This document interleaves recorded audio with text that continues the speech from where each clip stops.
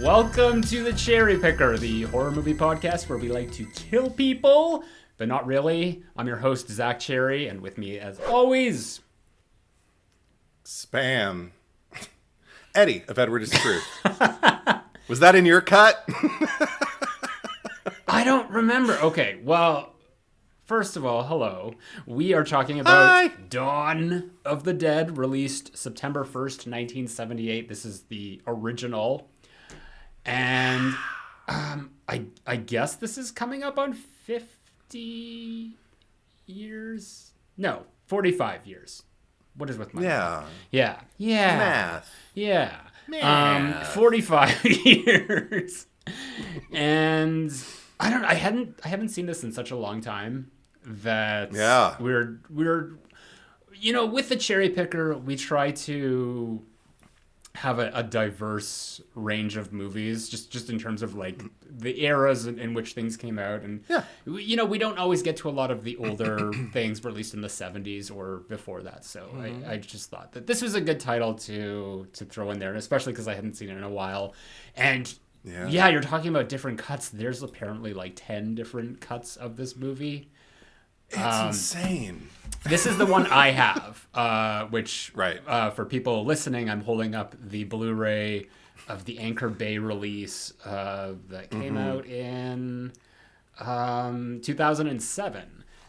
So just to give you an idea, like I probably watched this last in 2007, 2008.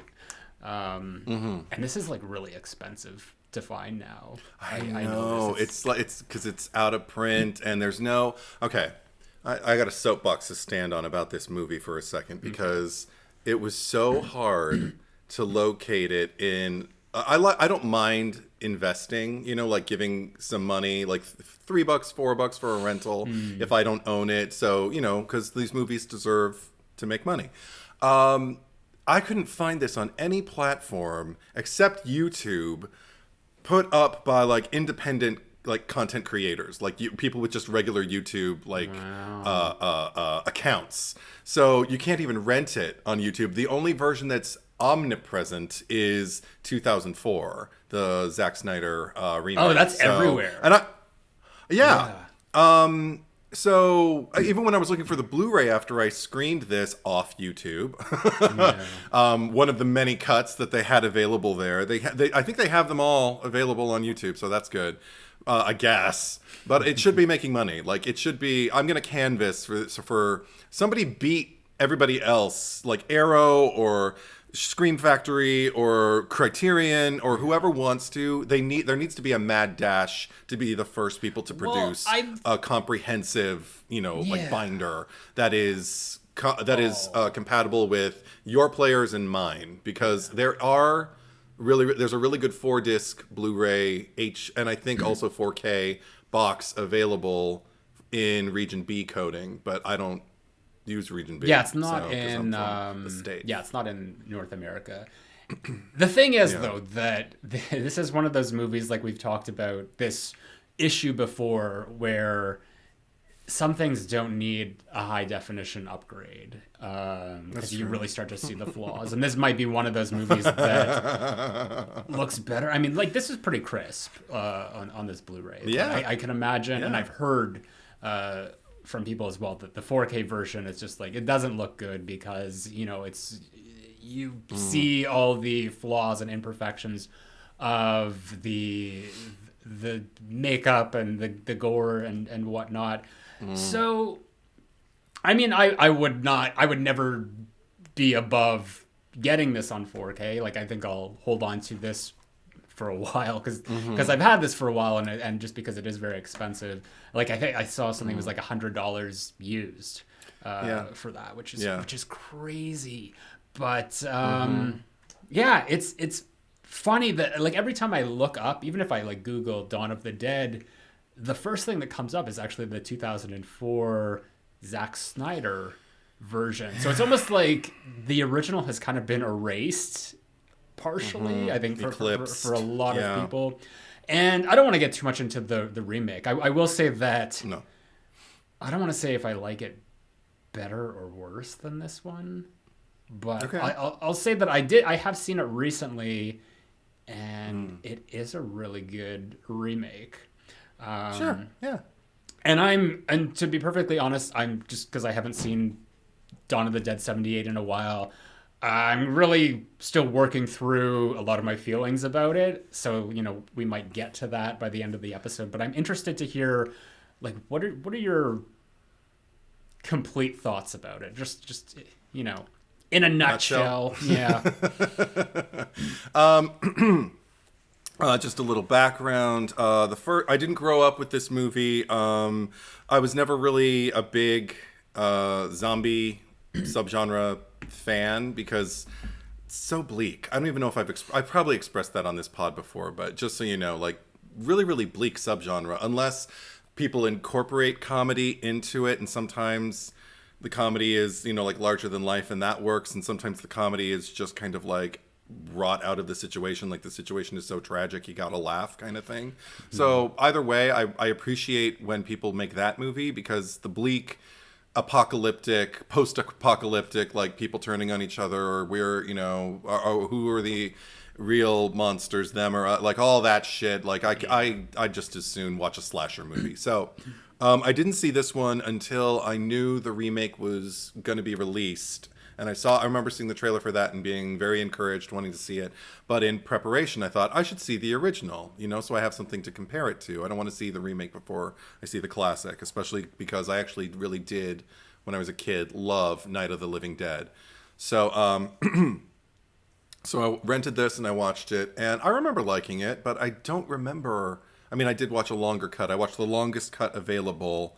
The complete cut is what it's dubbed, and it's 2 hours and about 35 minutes long. Oh, wow. And yeah, this one is 127, so you definitely... So 2 hours and 7 minutes, yeah.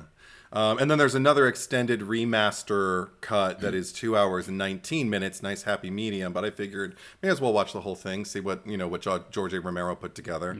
Yeah. So sitting through that, I guess I got a lot more, about a half hour more at least, of footage than I did when I saw it almost 20 years ago. But I did get a lot more out of it. I found it incredibly socially relevant and culturally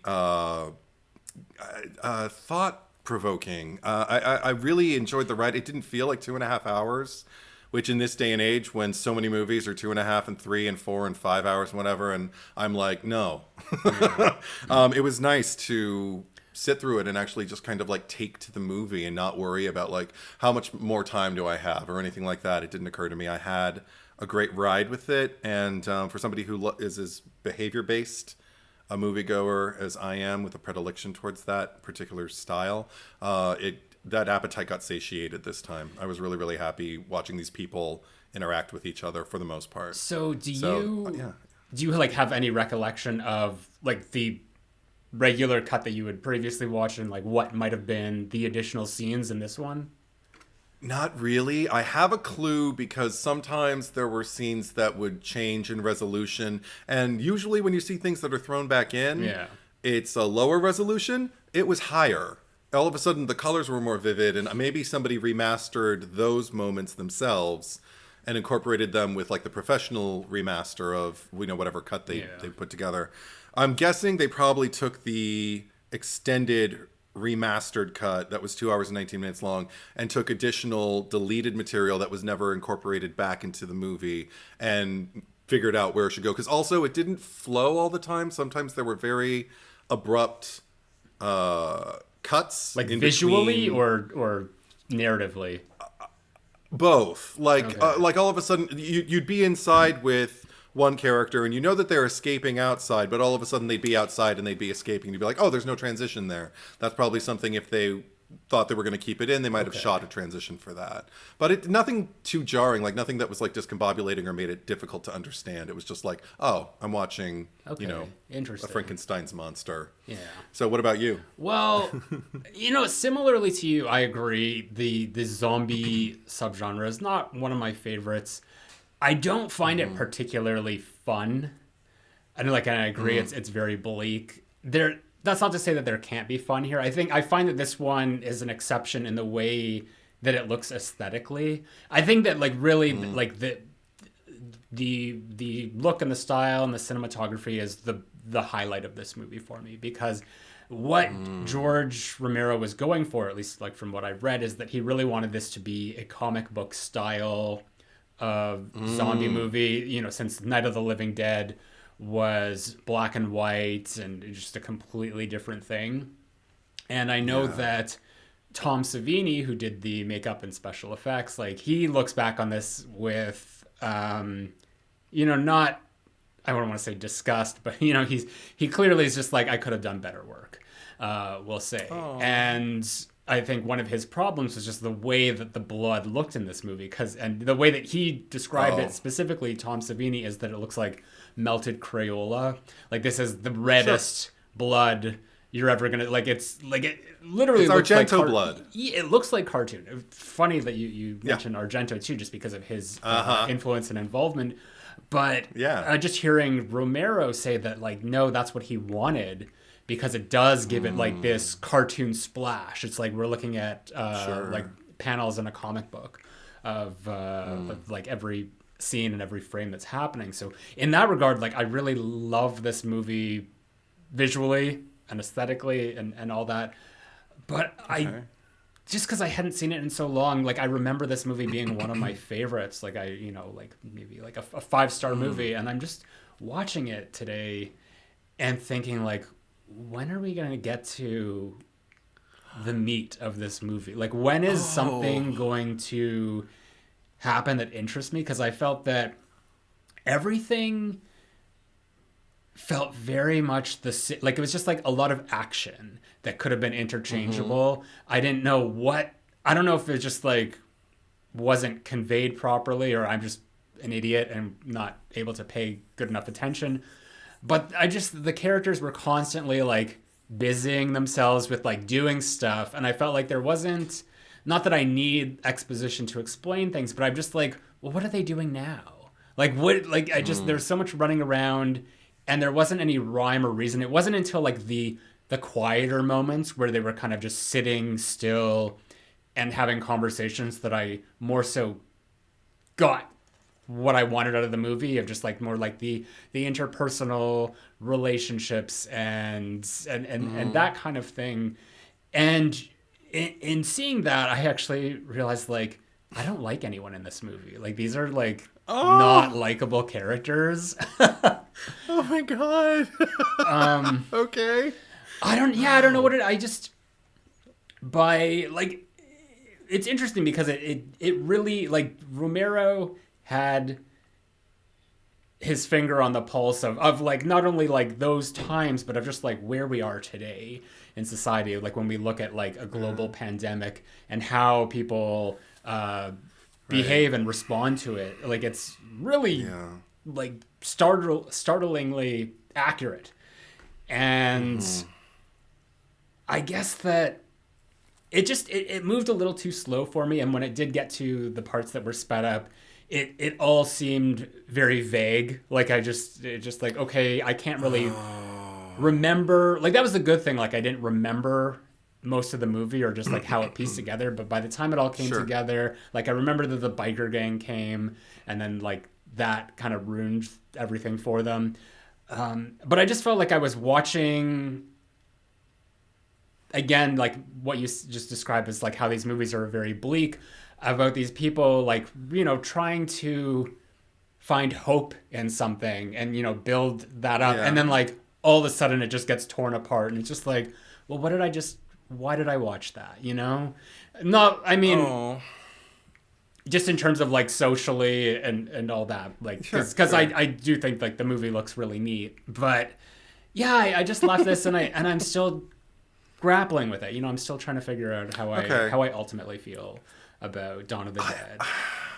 I have to wonder, because it's interesting we bring up like the remake with Zack Snyder, because I have a similar theory about what happened to this movie. It's not even a theory, it's like a full-on, just, I don't know, I could write a proposal, I don't know what it would be, but an opinion, an observation that I have about Zack Snyder with his DC movies, which I will not, you know, linger on. But I know that, you know, he directed his own Batman v Superman, and the studio didn't let him release it, and then he finally got to release his, and most people thought, okay, this is definitely superior to what the studio did to your movie. And then when they got to see his Justice League, and they were like, oh my gosh, I can actually see how things matter, and how, like, you know, the time you're taking and the way you're building character and relationships and relevance and everything. And I got a sense of that I didn't remember from seeing the theatrical cut, even though it's only a half-hour difference of footage. But I mean, that's still like a long time when you're sitting there watching a movie.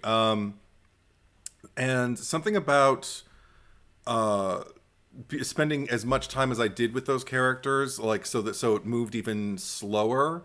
I don't know. It just kind of made the moments, like, you know, you're talking about, like, the biker gang, like, showing up and, like, you know, completely, like, this perversion of justice, like, within this, like, kind of, like, small utopian society that they've created for themselves. All of a sudden there's pandemonium, like the pandemonium we opened the movie with. And it hurt me because I felt like I had sat still with these characters long enough to like all of them. I didn't like all of them right off the bat, but I will say that it took me a long time to warm up to Fran and Steven in particular. But Roger and Peter, Roger even I was a little leery of, like, I didn't know what to make of him at first. But with Peter, he was kind of my way into the movie. Like, I felt like I love everything that this man is doing. Yeah. I love everything. I liked yeah. I don't Yeah. dislike these characters. And definitely like Peter, played by Ken Foree, is probably like the one that, you know, I feel at least like we as an audience are supposed to be most sympathetic towards, and Fran to a certain extent. But I just didn't like the strike against him is when they're all sitting there and Fran, they think she's sleeping with a cigarette in her hand, but they think she's sleeping, and they're all discussing, like, she looks really sick. Like, you know, like implying like, you know, maybe she's been infected, and Steven says, well, no, she's pregnant. And then Peter says, well, you know, we can abort it if you want. I know how to do that. And almost like just the fact that he brought it up, and then like Steven is sort of like entertaining that, and she's, you know, taking in every word because she's not sleeping. She's got a fucking cigarette in her hand at that point. I think maybe I'm misremembering. But then they start talking about like just staying there, and she's just like, well, I thought we were going to go to Canada. Don't I get a say in this? And like, Jesus, I thought you were asleep. Right. So it's just like, cool. Like, all you guys are just like now taking control of like what this woman is going to do with her body, deciding that like, well, we're going to abort the baby for her because that's going to be too much of a liability for us, and stuff like that. So, I mean, just like everything about Peter is great, but I just like, it was interesting that he was the character that brought that up, you know? Yeah, but it's also interesting that affected you in that way, because all I focused on in that particular moment, I didn't single him out because all I could think was all three of these men are talking about the fate of this woman and the pregnancy that she has going on inside her own body, and they're the ones who are weighing the pros and cons of like, well, should we keep it? What do you want to do? And no one's asking her, no one's including her in on the process. So it was much less like a focus on Peter, and it was more just like a focus on the fact that like these three men are having the conversation and no one is suggesting, well, what would she say? What would she think? No, absolutely. Absolutely. But just the fact that he's the one that brought it up is almost like that's the strike against him. But what redeems him, and I don't know if you have this in your cut, is that later, pretty soon after that, when Fran starts taking up some space, like vocally to them, saying like, listen, I want you guys to talk. I don't want you to treat me like a den mother, and you're going to talk to me. I'm going to be in on every conversation that you have and every decision that gets made. I get a vote too. And I love that he was the one to respond to her and almost go like toe to toe with her as an equal and be like, all right. Like, and I thought that was cool because here I saw again around the corner or just, you know, across the other side of her is her husband, or not her husband, her man, Steven, who looks really fed up and really upset that she's doing this. And I'm like, everything she's saying makes total sense. And Peter seems to be the only one who's outwardly showing like, yeah, that's cool. We got it. Now I know that means something to you. So yeah, I'll treat you that way. No, that was definitely So in the cut that I watched. It was, from what I recall, he kind of took her side or spoke up for her and just said, no, that makes sense. Yeah, totally. And I see that more of just like, because he's kind of like the most pragmatic character out of everyone in that group. Yeah. So I just, it didn't really feel like, okay, well, this makes sense because, she should be allowed to have her own, like make her own decisions. It's like, this makes sense because it's like something that will save my life later on down the line. Like if it needs to. So, I mean, like I like these characters. I don't dislike them. I think Steven's probably the worst, if I had to rank them. But I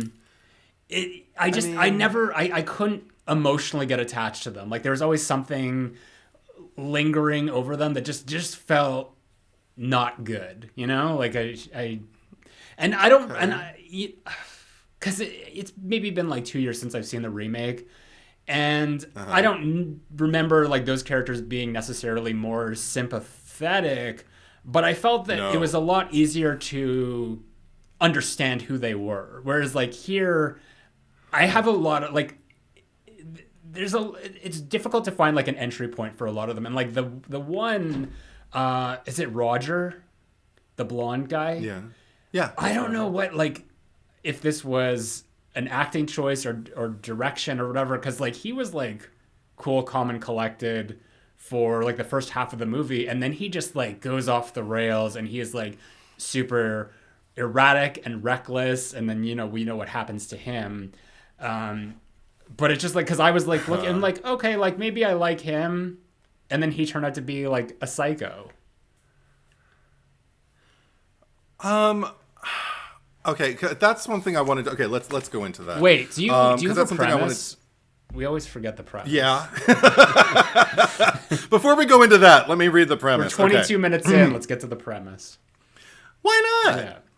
When the United States is devastated by a mysterious plague that reanimates millions of recently dead human beings as flesh-eating zombies, rural communities and the National Guard prove effective in fighting the zombie hordes in open country areas, but urban centers descend into chaos after 2 TV station employees and 2 police officers set off in a helicopter only to come across a shopping mall.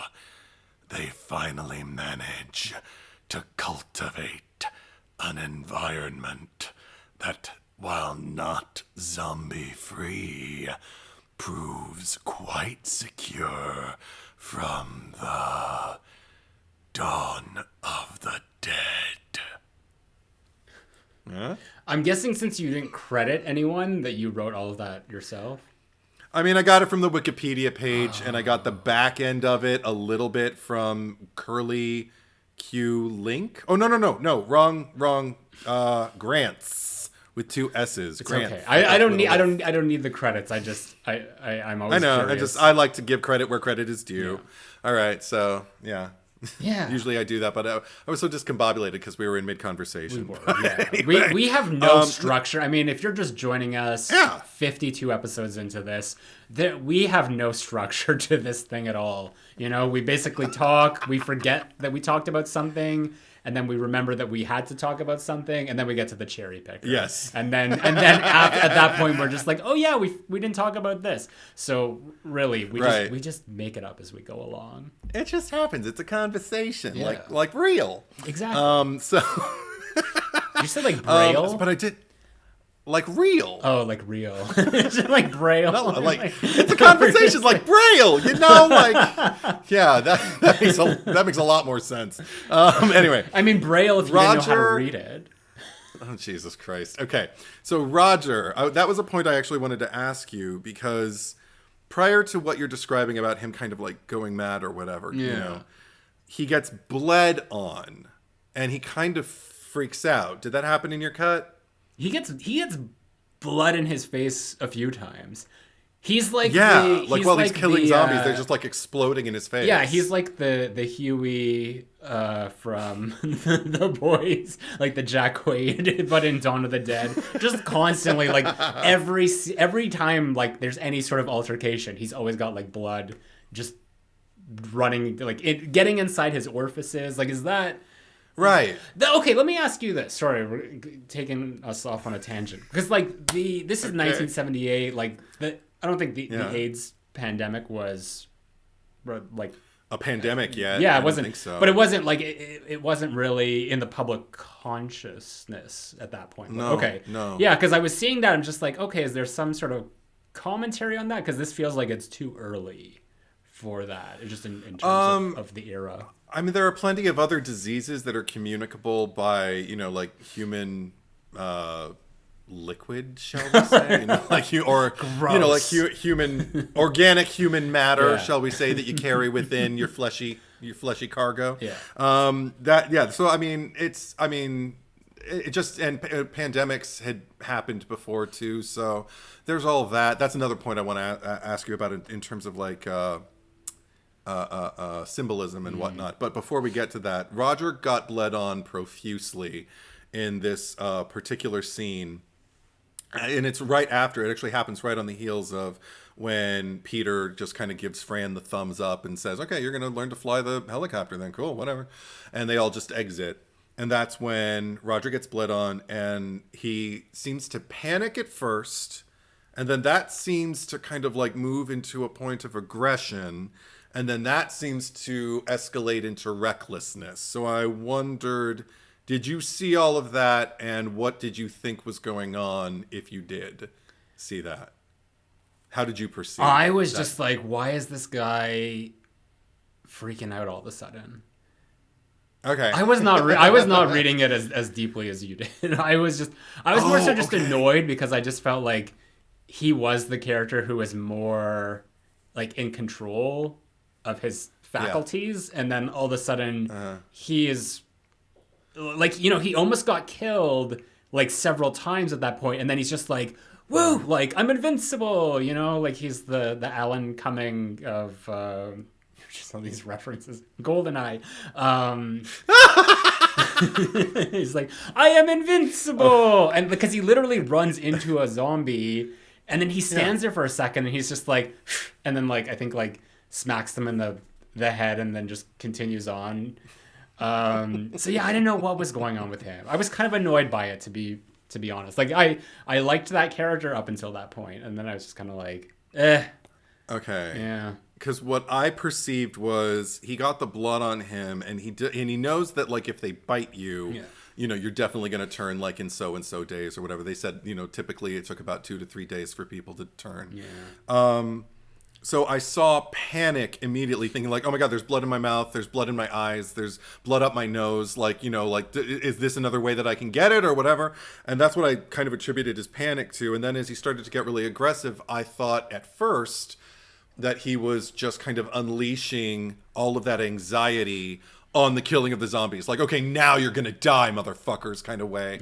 And then when it went to full-blown recklessness, where he was just kind of like, to the point where Peter's in the other, you know, truck, like sitting there going like, what are you doing? You know, and he's just losing his mind, but shooting it, and he's still killing them and everything. But at that point, I started to wonder, and I feel like it's deliberately ambiguous. I started to wonder if the blood intermingling with his own kind of like organic matter was like, this is like the first tipping point, like you start chemical to lose reaction.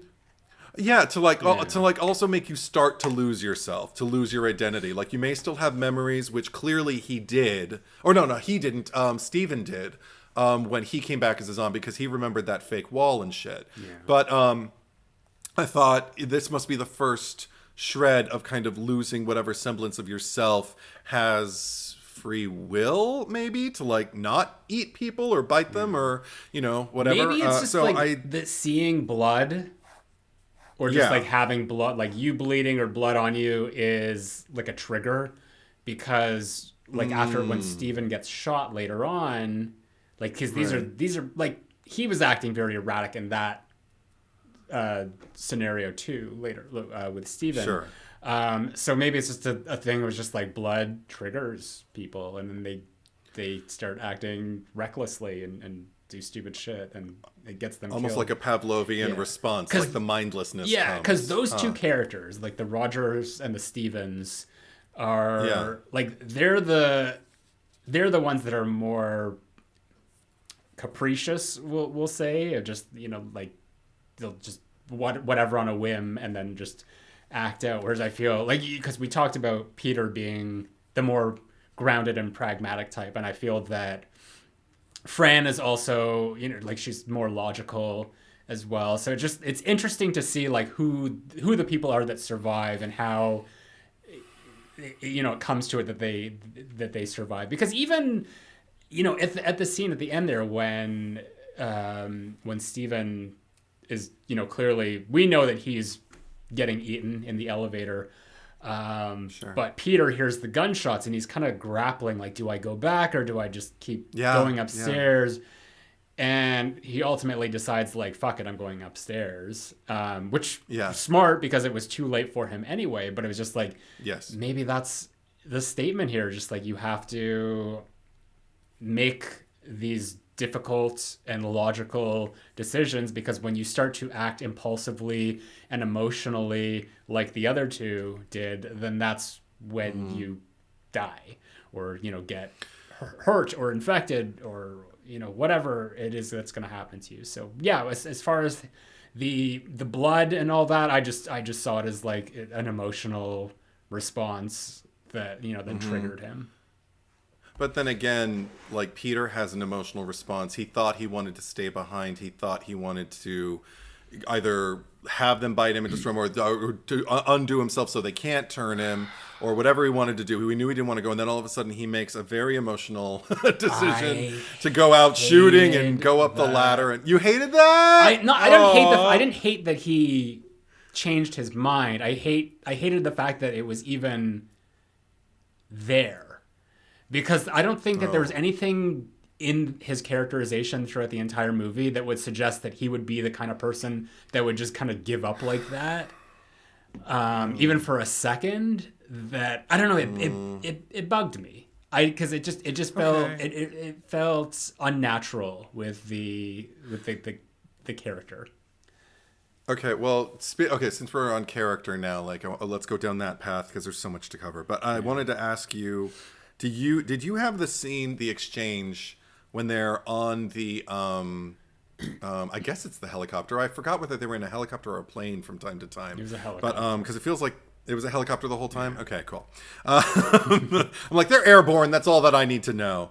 But while they were up there, after once the core four kind of like, you know, convened in the helicopter, and there's a scene that I got to see where Peter asked everyone in the cabin, like, did anyone leave anyone behind? And Fran says, kind of like flippantly, like, ex-husband. And Roger says, ex-wife. You know, again, emotionless. And then I think Steven is the one who has the presence of mind, because he doesn't have an answer or doesn't want to share his answer. He asks, how about you, to Peter? Yeah. And Peter says, some brothers. And that's when Fran, I think in the next take, like, asks him, like, so were these real brothers or were these like street brothers? Which I'm like, oh dear God. And he says both. And she's like, oh, how many real brothers? Like, they're the only ones who matter. And then he says 2. And he starts telling her about them, like how one's like a pro athlete and another one is like, you know, just always kind of like, it just always seems to be at need. Like, there's a fraught relationship there. Right. And then later, I noticed when he was interacting with Roger, who's the first person he really seemed to bond with in the group when they're in the mall. I think it was in the mall. Maybe it was even earlier. But he called him brother.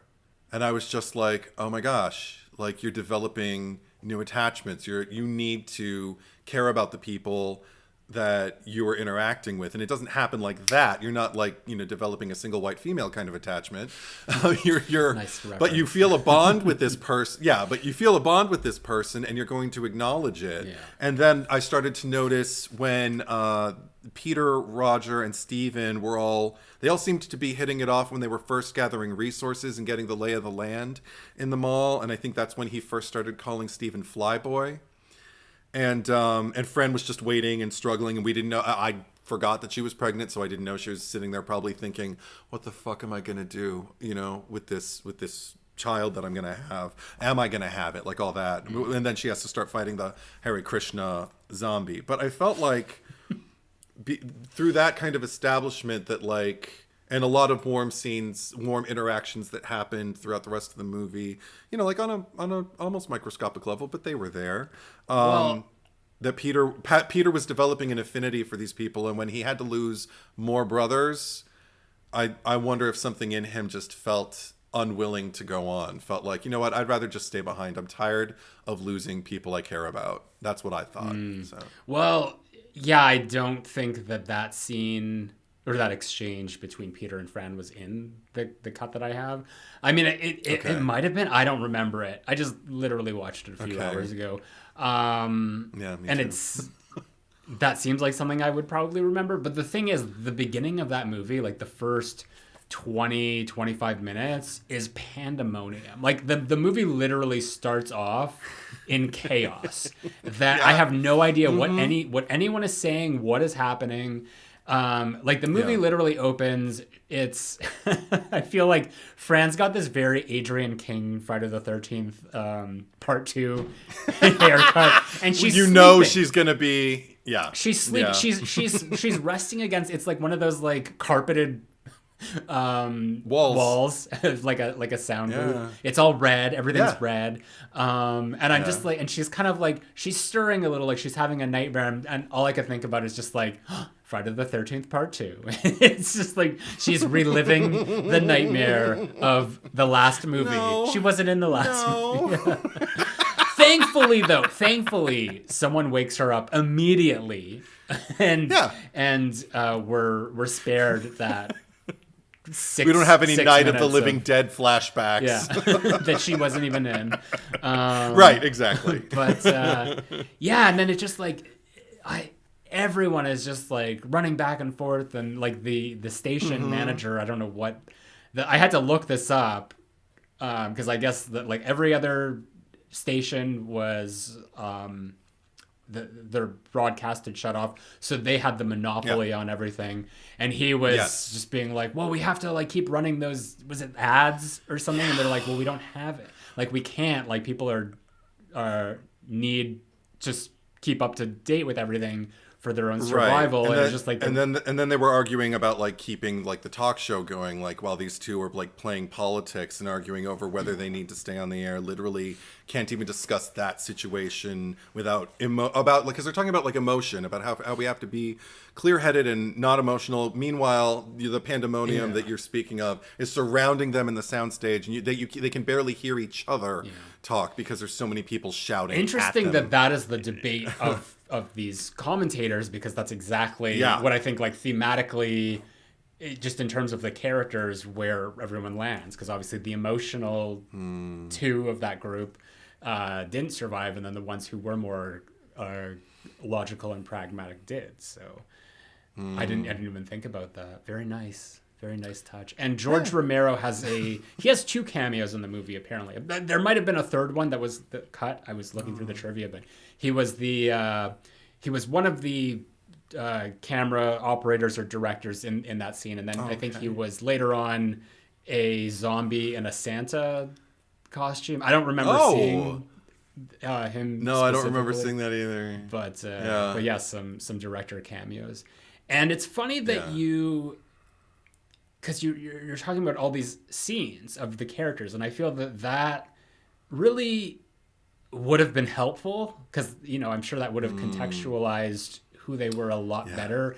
And it makes me think of Scream 4 and how, like the theatrical cut of that movie is, we love all the Scream movies, but when I watched the theatrical version compared to, even though there's not an official full cut, but just like the movie with all the deleted scenes inserted, and there's like more stuff with Jill and Trevor and all of them, it gives the characters so much more depth, and it just makes the full story flow so much better, just in terms of like where everything lands by the end, that I feel more wholly satisfied by it. So maybe that's what I have to do, is I have to track down the full extended cut. From what I understand, there is no complete version of this movie. There's there's no 10, definitive. There's 10 different cuts. Some have more than others. The Italian one, which we kind of alluded to earlier, is the Dario Argento cut, which is called Zombie in Italy. Is I think it's shorter. I'm not sure. It's just like, I know that they cut out a lot of the humor in the movie, because that was sort of Argento like financed Romero, or like his people financed Dawn of the Dead, and with the agreement that Argento could cut a version of the film for Italian audiences however he saw fit. And with that, he also got to put his own music into it. So we had Goblin, who did the score for Suspiria and Tenebrae and Deep Red.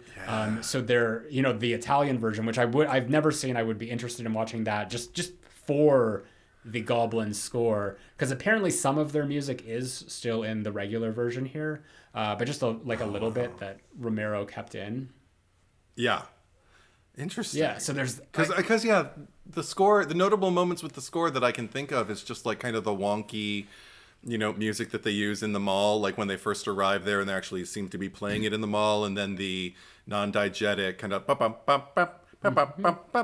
at the end, it's like circus music. Yeah, but also like weird, like circus meets advertising land. Like, I mean, it seemed like, kind of like eat your pops and eat your cereal and pour your whole milk in the I just seemed I don't know, like something for like some kind of healthy food that isn't healthy that they would have advertised in the 70s, like some sugary cereal that's gonna like got vitamins, but it'll give you diabetes, that kind of thing.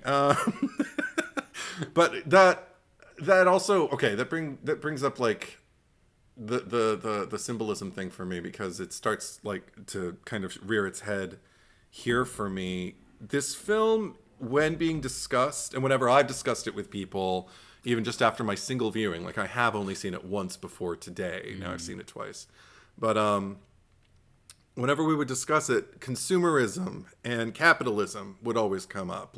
And even whatever documentary you watch where it gets mentioned, they discuss consumerism and capitalism, like the materialism within America and everything like that. Which I'm not here to argue against. I feel like that's very front and center, particularly in the shopping sequences with the living, and then with just like the dead people kind of like pervading like the boundaries that had been set, and like exploring the new territory and the speculation about them, and why they're attracted to it and everything like that. But for me, the stronger theme that I was getting, that seemed to be planted in small ways all over the movie, was racism, in a way that knowing that this was supposed to be, a kind of, I mean, I don't know how official it was. I don't know if it was promoted as the sequel to Night of the Living Dead, but I know that's kind of like in everybody's brain now that it is the next movie. There's it's the night series. And there's the dawn. He has his Dead series. Right, because then we got Day, and then we got, etc. But Land and whatnot. Diary, and Survival. Yes, there you go. Yeah. But with this one in particular, because I remember a lot of people bringing up race when discussing Night of the Living Dead. I remember it certainly occurred to me even when I was a young child. Like the movie was saying something that George Romero has gone on record to say that wasn't his original intention. He just hired the best actor for the job, and lo and behold, it ended up meaning something else. In terms of Night of the Living Dead. In terms of Night of the Living Dead. Yeah. With this movie, because it's built into the script, and because there are characters who are full on spouting this, and even because there's like, okay, we'll go over like it kind of like point by point, but like this. The first example for me really is when they're waiting for Martinez at this bust that seems to have like the armed forces like called in, and even if they're just police, like police officers with military type gear and everything like that, and all of their this racist rhetoric that's being spouted by I don't even know this character's name, but the guy with the beard who won't shut the fuck up. I don't know if you have him in your cut. You probably do. Yeah. But he's going on about Puerto Ricans and black people, only he's using the N-word, and he can't wait to like give them what they deserve. He's commenting about how this shitty place, this building that they live in, is even nicer than the place he lives in. What did they do to deserve it? And then when they finally make the bust and they're shooting people, he's full on going into their homes as all the police are making their way down the staircase. He is full on kicking doors and shooting innocent families who live in the building of black and brown people, and he's just shooting them like full like I am, like going crazy the way, or not exactly the way, because he doesn't really have an excuse, but he's going manic in a similar way to the way that Roger is toward his end, or not to his end, but toward his biting and everything like that, which is the indicator of it's the beginning of his end. But this guy, I was just kind of like, wow, okay, don't remember this at all. No, I forgot about that. And too. then later, there's a lot of like, again, like even just that exchange between Fran and Peter when she's asking about like, well, what about your real brothers and everything like that. There seemed to be a kind of like racial dissonance there. Like, I'm only going to ask about the family that I understand, because I don't understand what it is to make my own family, because here I am literally making my own family with this man who, as over the course of the movie, we're going to find we get farther and farther apart. There is a harsher divide between that couple as the movie progresses, rather than kind of like bringing them together, which I find actually really kind of inspiring storytelling, because the natural inclination would be, and this, and the good thing was it brought them all together. No, it didn't bring them all together. But yeah, so I mean, those are for a few examples. Like, did you observe anything like that, like while you were watching the movie? Well, it's interesting that, because when you even look at like the dead pandemic, and if you compare that to COVID and all that, and just like everything that was going on politically in the world at the time, like George Floyd and that, of just like of just police who were almost like abusing their power in almost like an emergency state, where there's so much discord in the world, where it's almost like we're in control here, like we're at the top of the food chain, so we can do whatever we want. But it's almost like if I have a reason or a vendetta against a certain person or group or whatever, I'm going to take advantage of that, because there's nobody here policing me. Like, I am the police. And that's kind of the sense that I got from that character, is that it was like a free-for-all. It's just like nobody, like it's like, it's almost like the Purge. Like, everyone is allowed to just like do everything because like the world is falling apart. And then, of course, things will probably be fine. Like, just the typical pandemic mindset of just like everything's going to be fine in like a few weeks or months or whatever, that nobody will, everything that happens, like, it's like what happens in the pandemic stays in the pandemic. I think that's kind of like the mindset. So that's there's no such thing as consequence anymore. Like, that's what I got from that character. I also found it funny, not so much funny, but this is part of like maybe the film's like artistic charm, or just visual charm, of just because it was every character. Everyone who was a zombie had like the gray face, So you have these African Americans, and yeah. they're like painted gray, Yeah. like they're like whiter than the white people. So it's interesting to see like how like a dead zombified black person is portrayed in these movies as well. So there's definitely if there was no intention behind Night of the Living Dead, if like it was just what's his name, Dwayne. The actor from the Night of the Living Dead. I don't remember his name. I'll look it up. But yeah, if that was just kind of like he was the best man for the job, and of course, and it wasn't so much of like a political statement. I feel that there is more purpose behind what Romero was doing here, telling this. I story. do too. Literally, when they were busting Martinez, I wrote this question: is zombiness the great equalizer, where race is no longer a factor because we're all just blue and gray, and there's no more like civilian versus police so much as like just living versus living dead, and those are the only parameters we understand for a while, until I think the motorcycle gang comes in and just doesn't care who they make enemies of, and is reckless in that sense with indiscriminate killing. And we can get on that later. That was one thing that occurred to me. Right. Dwayne Jones, by the way, Dwayne Jones is the actor there. Also, I don't know if you're aware of this, but so the original ending or an alternate ending for the film would have seen Peter shoot himself, and then in response to that, I guess Fran decided that she didn't want to go on either, so she was like got out of the helicopter and stood up and got decapitated by the helicopter blade. And, like earlier. And Tom Savini had made the effect for like she had made the head of like the mold of Galen Ross. And just because they didn't end up using that ending, they didn't even film it, or if they did film it, they didn't film any of the effects stuff of like the head getting sliced off. So they saved the head because Tom Savini is like, well, I want to use the head. So the scene at the beginning when the racist SWAT guy kicks open the door and immediately shoots the guy in the head and it explodes, that is actually that head, like the Fran head, but they painted it and put like a beard on it so it appeared as though it was a black man. Oh, I see. So it was the mold of a white woman. They then reformed to be African American and get their head blown off. Right.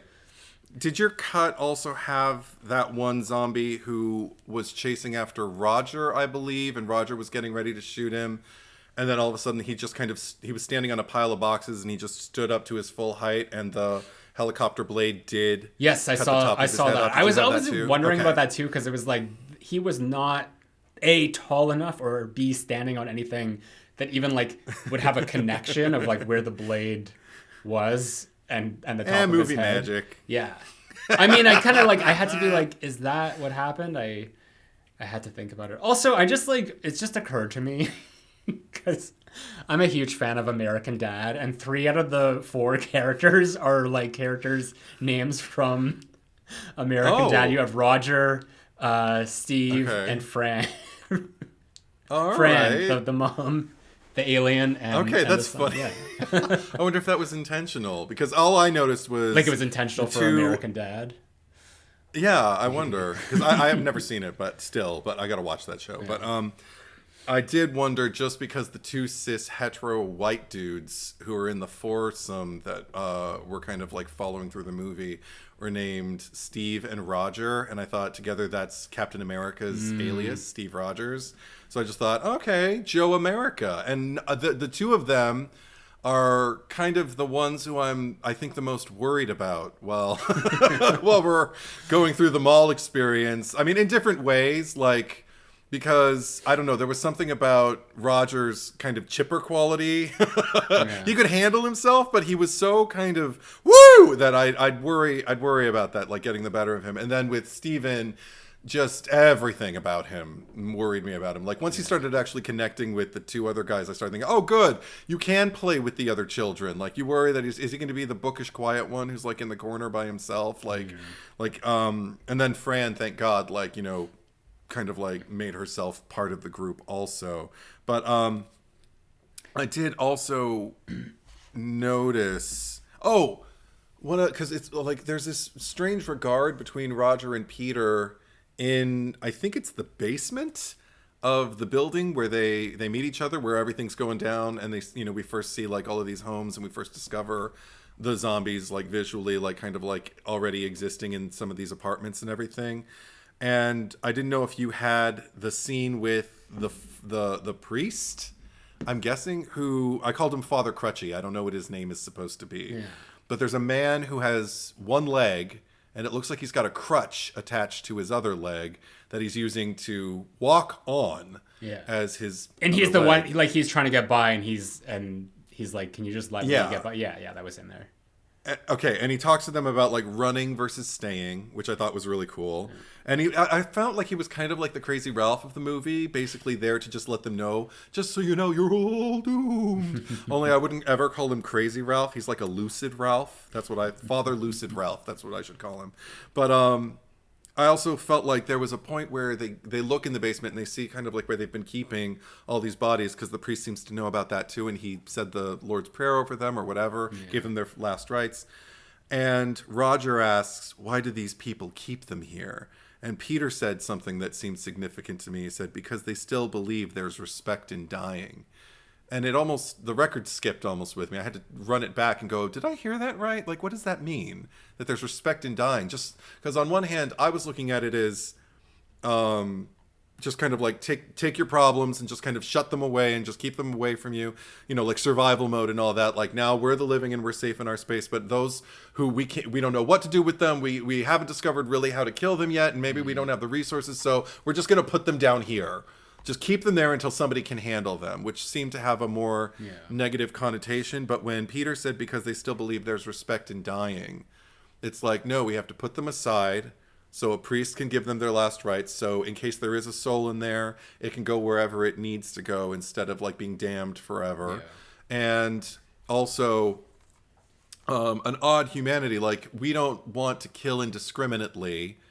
We just want to gather them somewhere so the people who do this, whose job it is to do this, can do it, because that's almost too trying on us. That's too, like, killing people is hard, and we don't want to live haunted the rest of our lives, kind of thing. We seem very human. There's definitely, there's definitely a juxtaposition between, we'll say, like, the main core characters and the biker gang, who do seem to just be doing it for sport almost. Like, not even, like, they're just in there, like, finding, like, creative ways of, like, how to kill these former people.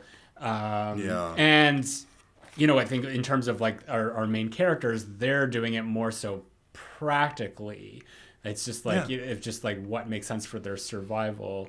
In fact, they're almost being, like, conservative to a point of just, like, you know, we have ammunition. We only have, like, a finite amount of ammunition. I don't know if this ever came up, but it just seemed like that might have been in, like, more of, like, the, like, putting up the barrier at the front, because it was just easier to, like, keep them out than, you know, go ahead and kill them. And there is a scene where they're, like, carrying bodies and storing them in some room. I wasn't too sure. Because they're going to start smelling. Yeah. Because they were going to start smelling, so they need to get rid of them.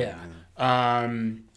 And then, of course, you know, we see that as well, where Peter has to put down Roger when he's reanimated. So it's, you know, there's definitely that does come up. It's not, you know, completely lost in the narrative of everything, but more so ever in the juxtaposition of the biker gang, I found. Yeah, and there was also this weird slight, but I feel like it's there, and I wonder if I watch it more often, if I'm going to catch more things.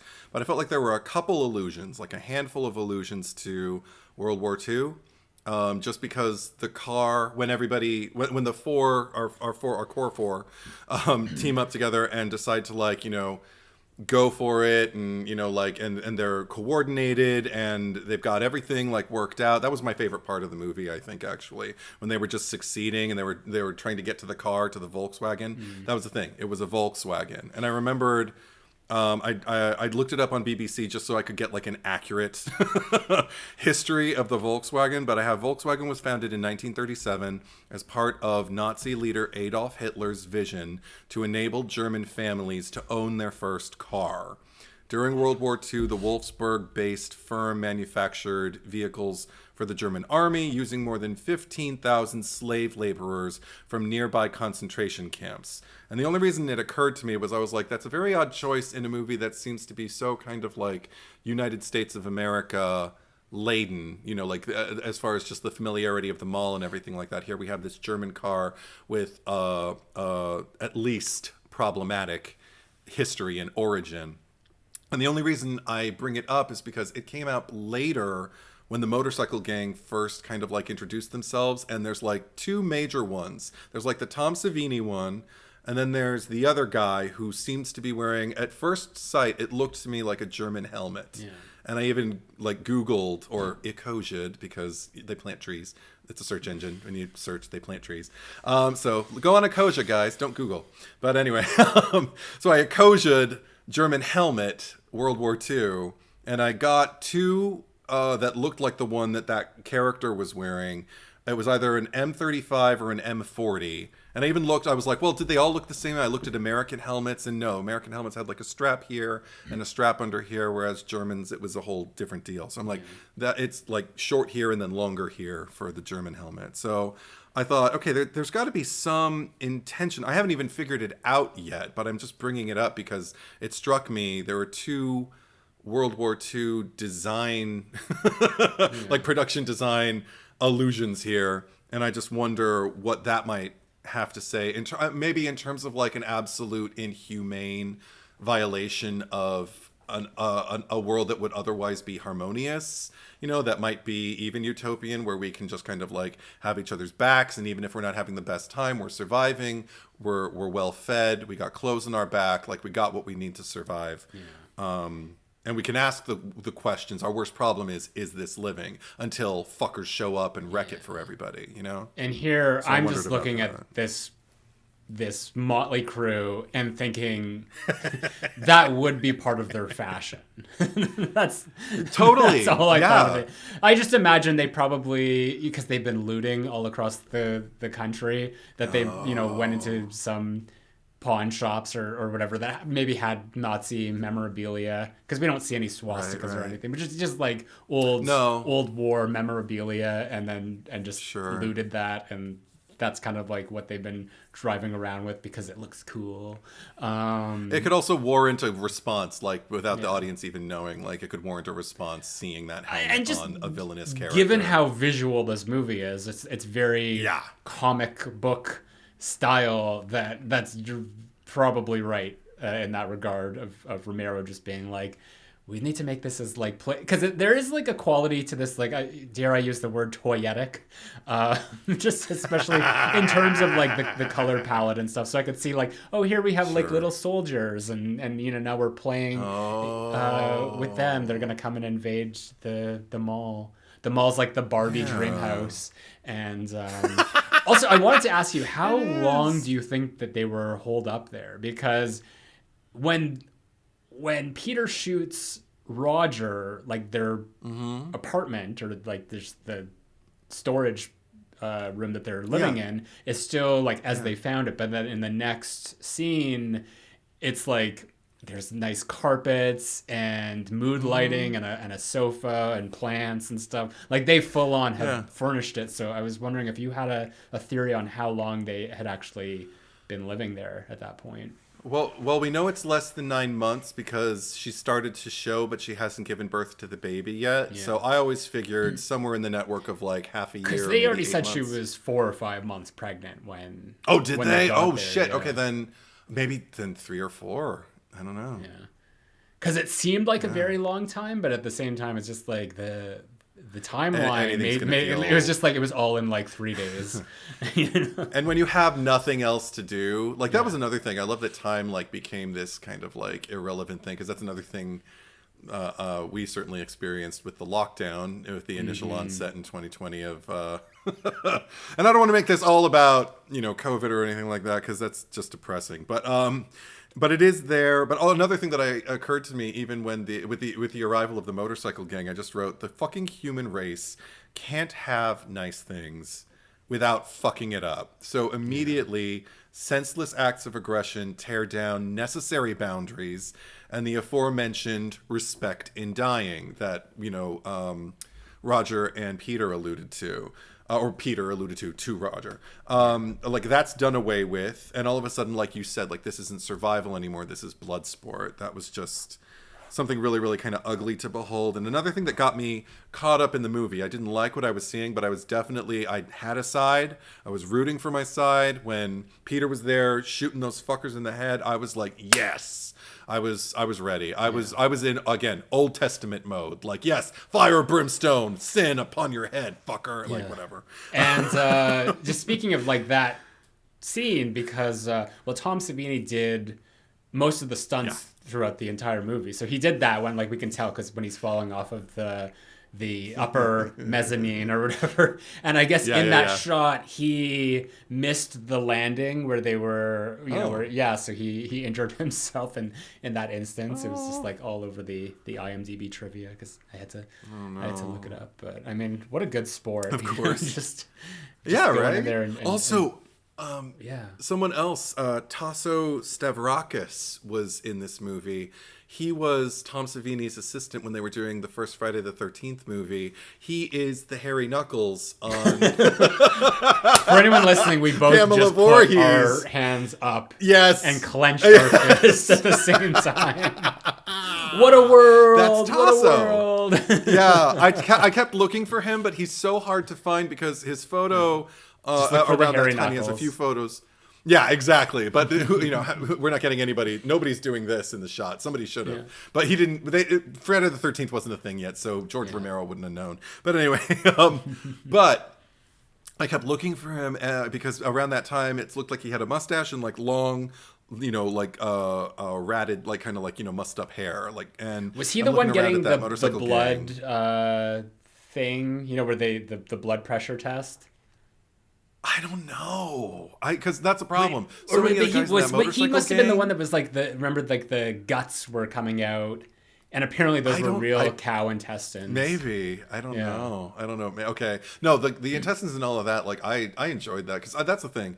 I didn't have any kind of like bad moments reacting to like the practical effects in this movie. Once again, like I'm already involved on an emotional level, so there's, you know, suspension of disbelief. I'm just kind of like, oh, I know what they're supposed to be doing. So it didn't really take me out of it once. I was just kind of sitting there going like, ew, you know, and wincing. So, because somebody that I care about, or somebody who I want to see, because that's another, I was cheering on the zombies when they were taking out the sombrero dude and the little shit who kept firing that machine gun upward like indiscriminately. And then as they were driving out, he was on the back of a motorcycle, and then finally... Peter got him. He shot him, but he just that might have been him. That might have been Tasso. Maybe, but he didn't have a beard. But maybe Tasso didn't have a beard. I'm just thinking because there's just like a lot of them had long hair, so I'm just a lot with long dark hair. Yeah, but but then just to watch the zombies go to town on him, I was ready. I was like, yes, devour him. And I was not rooting for the zombies any other time in this movie, except for maybe against the racist guy in the beginning. But and they didn't even get him. But I really, they didn't even get him. Peter shot him. Yeah, he was gotten. Yeah. And that was another thing. Like, all of a sudden we went from consumerism, you know, as this film is starting to wrap up a bit, to consumption. You know, like we went from like them kind of like, you know, this mall motif to now, it doesn't matter where you are, eat it. Food is food, and these things are looking for food. And it's just like, you know, that became the major showcase was... Yeah. I guess man devouring consumption man, or living is dead. Consumerism. You can't spell consumption without the consum. Well, because you mentioned already that this movie. I mean, I don't know I know there's a lot of like Hammer horror zombie films as well Totally. that would have been much earlier than this, and probably earlier than Night of the Living Dead even. I don't know if Night of the Living Dead was like the first zombie picture. That's how little I know about the zombie subgenre. But was this maybe the first one that introduced the idea of the dead retaining their human memories? Because you already mentioned how Stephen had the wherewithal to navigate back to their apartment, to the fake wall that they constructed. But because when they get there, they're just talking. They're like looking at everyone walking around. They're like, why are they all here? And it's just kind of their memories. This is something that when they were alive, that they spent a lot of time here, so they came back and they just wander around. Yeah, I don't know if it was the first. I definitely believe that George Romero himself is fascinated by zombies. Otherwise, he wouldn't have kept making movies about them. But I think he was fascinated by, like, well, what if something is left? And playing with kind of the ratio of dead to living dead brain, you know? Because I know in Land of the Dead, I always remember that one black zombie who leads the rest of them because he seems to have a little bit more cognizance, not just even about memories, but of his situation. He seems to be working things out. He seems to know if he leads them all to like this point, something good for them is going to happen. Like there's something that's going to benefit his community, as it were, his undead community. Yeah. But I wanted to ask you, because it's never really nailed down. There's speculation around it among the characters. What do you believe is attracting the zombies? Do you believe it's that just the behavioral pattern as they were living, that it's drawing them back to the mall, or what do you think it could be? Do you have an idea? I like to think that that's what it is. Yeah. Because otherwise, what is it? It's just like the blood that's, like they smell the fresh meat and they're just kind of slowly making their way towards it. I mean, and it does add like an air of tragedy that I usually don't. It's the reason I don't see a lot of this kind of material that's zombie based, because it always seems to be laden with tragedy and loss and all of that. But it's like a velvet tragedy, like almost kind of like watching someone on the news and going, oh, that's terrible. Like I'm watching these people kind of like just go through the motions because they don't quite know who they are anymore, but they kind of remember, oh, the hum of the fluorescent lights and the bland muzak that's playing, like, this is comfortable for me, maybe. Yeah, I think it's just maybe like a, it's a thing of like, I see it, I want it, I take it.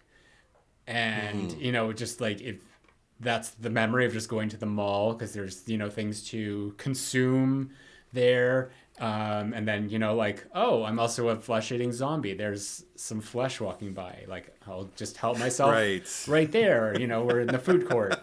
So, that's what I imagine it would be. And just in terms of zombie movies as well, because I will say, like, other than the remake of this, and whatever misgivings I might have inferred to at the beginning of this, I still think this is probably one of the best zombie movies there is. Like, it's a solid movie.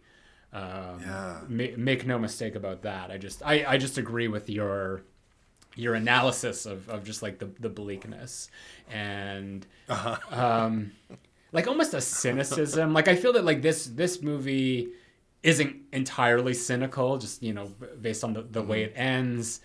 What is the line that they just like, how much fuel is left? And they're like, not a lot. And and it's just like, okay, there's a very there's an essence of we'll deal, kind of thing. And they just kind of fly off into the sky. Yeah. And just kind of like, we'll make the best of what we find when we find it, which I actually find, I don't know, really heartwarming. Because also it's preceded by, I did actually feel something when Flyboy Stephen got taken down by Peter, because again there had been this, I don't know how much of their exchange after Roger's death you got to see, or I don't even know if Roger was dead at this point, but at some point Roger was kind of out of commission at least, but I don't know if he was dead yet. But they had a scene where Fran and Steve are they're dressed up like they're gonna have a fancy dinner. That's there, yeah. And Peter comes in because he made it, and they're like, "Well, aren't you going to sit down?" And he's like, "No, this is all for you." Kind of like, and I don't know if he had prior knowledge of like what Steve's plan was for the evening or anything like that, but he backs out and everything like that, and I'm just kind of like, "Oh, that's so sweet." Like it felt very familial, you know. And then something completely unforeseen from my eye happened when Steven proposes to Fran. And she refuses. And I even wrote the line down. She says, "We can't, Stephen. Not now. It wouldn't be real." Mm-hmm. And I'm just like, okay, that's another line I had to like kind of like pause and just kind of go, it wouldn't be real. Like, what does that mean? Like, because there's no like justice of the peace, and there's no like my mother, and you know, we can't invite her family. Like, what is it that like invalidates it? And I also wondered if that was a line, because I feel like it's open to interpretation. Is this kind of like the first way she's really spelling out for him, our relationship is going nowhere? It wouldn't be a real marriage. This is going because nowhere. Because PJ Souls, like Linda in Halloween, but and then she just calls up someone else. Like I'd prefer to like date. I'm calling Jamie Lee Curtis. This is going nowhere. Yeah, right. This is going nowhere. But no, I just felt like is it her way of telling him like no, the relationship part, like we can play house and everything like that, but the real relationship is you and I both know it's over. And okay. Then yeah. Well, do you want me to like?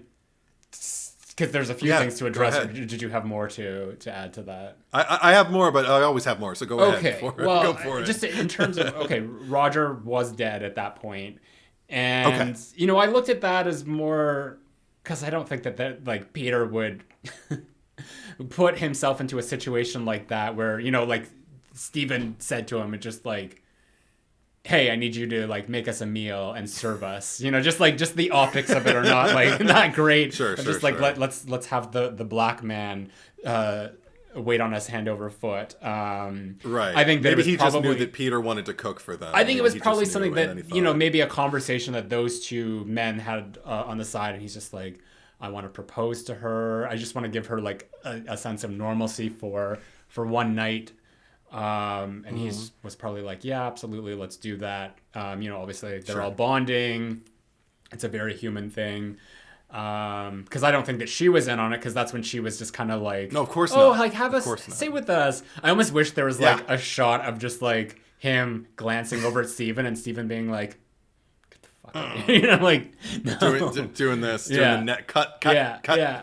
And in terms of her just saying like it's not real, I mean, I don't think that. That's the thing. Like as much as, you know, maybe in your cut there you found more characterization. There's more development, because I still feel that these are largely very underdeveloped characters. So I didn't really get a sense of what their relationship was, or, you know, where it was heading, because it still seemed like she was dependent, or, you know, codependent on him up until the end, when she was just like calling out for him, and Steve or Peter's just like, "I don't think he's coming, you know, like we got to get out of here." So I don't think that it was like an issue of her just being like, "Yeah, if we were like, the only reason that we're still together is because we're locked in here." I didn't see that. I just saw it more of just like, the world's not the same. It wouldn't be real because, you know, our relationship is real to us, but just in terms of like how it relates to the outside world, like there is no like the foundation of marriage and all that is, it doesn't mean anything at this point, because, you know, we're just locked up inside of a mall, and it's just like us and this third guy here. So I think it's more so, you know, if she meant that, it wouldn't be real, that this is something where it's just not a priority for her in her life. It's just like, let's actually find something, like find some purpose, or just go somewhere where we will have purpose, which I think it was always her intention. She always wanted to keep going, apparently, to Canada, and they wanted to stay in the mall. So I think that, you know, very well, like that's what she ultimately wanted, was to have a life with him. So I did not see, I mean, I don't really see much of a relationship between them, but I also don't see the kind of like the end of a relationship either, if that makes sense. Well, did you also have the moment where he takes a picture of her and he's got this smile, I think, on his face, and she's just kind of like, great. When you finish the roll, we'll drop it off at the drugstore. And immediately his smile drops away, like, fuck. Like, I'm trying to have fun and like do something coupley, and you're not on board with me right now. Did you have that moment? Do you know? I don't think so. Do you remember it? I don't think so. Oh, okay, cool. I did have the moment where that she happened was right after. where she was like putting on the makeup? and like Harley Quinn. And she had the gun. She had the gun. She was being all like seductive. Yeah. And that was another thing, like in that context with her, like not wanting a part of that photograph, that session he was trying to have with her. And then all of a sudden, like to go right into the makeup and the gun. And also for it to be so almost kind of like adjacent, like it's giving her almost like a dead look because she's very, very pale. Yeah. So it's the most zombie-like she looks in the entire movie. And yet at the same time, I feel like she's also playing with like identity. Like there's like, I could be anybody, you know, if I just could get away from this fucking guy who keeps trying to mom me, you know, to like marriage me. And if I could just, you know, I could just go off and I could be a gun-toting Harley Quinn if I wanted to. See, maybe that's where the context is lost in the shorter cuts where we don't really get to see all that. Because also there's that moment where they're fighting over the TV. Did you have that too? There was some like TV stuff. Yeah. I don't remember. Okay, because the TV's on with like white noise and static and everything, and they're waiting, and because there hasn't been a broadcast for 3 days or something like that. For 3 days, she says, "Why don't you give up?" And then he goes and sits down, and then she goes over, turns it off, and sits down. Then he goes over and turns it on and sits down. And she says, "What have we done to ourselves?" And I'm like, "What the fuck is going on?" And like, it looks so awkward I feel so bad for Peter at that particular moment because I've been around that couple. I've been in the middle of that fight, and you just want to keep things socially just kind of like, all right, I'm just going to focus on my food. Maybe it'll pass. Maybe they'll realize I'm here and they won't have to hash it all out right now. And if they do, I'm going to slowly gather I'm going to take my plate and my salt and my drink, and I'm going to go into the next room, and hopefully they don't tell me to stay. But that was another thing that just kind of like kicked it off. Like, okay, these two, something's going on. There's something huge happening in this relationship. I feel like it's deteriorating before my eyes, and I only have a few clues. But that was. It's. If we go back to the very beginning, because like the first time we see them together, like he's being very like he's basically like, meet me on the roof on the rooftop at I don't know if he says rooftop, but she says, I know like later she very verbally says the roof, and me being Canadian, I always find that so funny. But he's just like meet me on the rooftop at 9. We're gonna, I guess they're stealing the helicopter. That was already like the thing. Like these people are not the most scrupulous, like this whole group. Like they're just like, you know, fuck everyone else. Like there's the guy who's just like, do you have any cigarettes? Did he come back later? Was he the guy that was on the mall rooftop at the end? Because he had a very distinct look, like just his eyes were very close together, and I thought I saw him again. The headset guy, the one that was just the one who was like over, the one that was like asking for cigarettes when they took off from. When they took off, I don't know. That I don't remember. But yeah, anyway, they're just kind of like. It was almost like, we can't take any more, or you know, something like that. But then they're like, no, we don't have any cigarettes. And then literally they take off. So they're stealing the helicopter, and then they all take out cigarettes and start smoking. And that's not to mention the fact that she's pregnant as well. And she's just smoking. Oh, God, she smokes like a chimney. Yeah. I'm so glad we didn't have to see what that did to the baby. But it's because that's another thing that happened. Like I bring up like the guy who in the beginning, like who stood out to me also the most. Like there were a lot of lines that just kept jumping out at me because she's talking to that guy and he's just kind of like, well, you know, like you're going to be on here or whatever. I don't even know what he's saying, but he's telling her about like how the other stations are shut down and how pretty soon this one is going to be too or whatever. By midnight, and all I remember is the last line he says is, our responsibility is finished.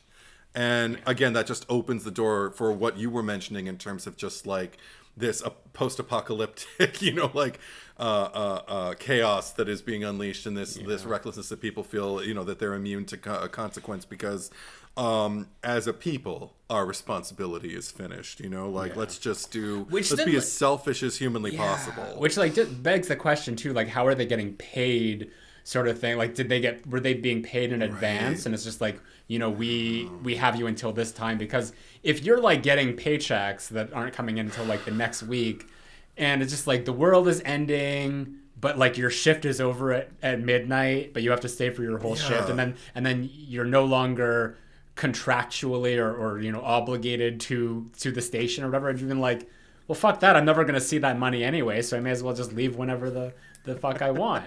So I don't know, I found that kind of funny. But yeah, in that exchange, like he was very much like, it was kind of ultimatum-y, if I remember, of just like how he got her to it was pretty aggressive. Yeah, I agree. Yeah. It was almost like kind of like my way or the highway, baby. And he had that weird kind of bland, dopey leading man quality that I was like, please don't let him be the hero of the film. I don't remember him very vividly, so I hope I either like him eventually, which I did, or I cared for him. And then, or I hope that like, you know, he just dies real soon. I will say of that actor though, I don't know any of the actors' names. Other than Galen Ross and Ken Foree. But he played zombie really well. Like that was one thing I noticed. Like when he came out of that elevator and just like, I was just like, oh my God, he's going to fall over. And then he kind of did this, like his foot was caught and he did this like spin around.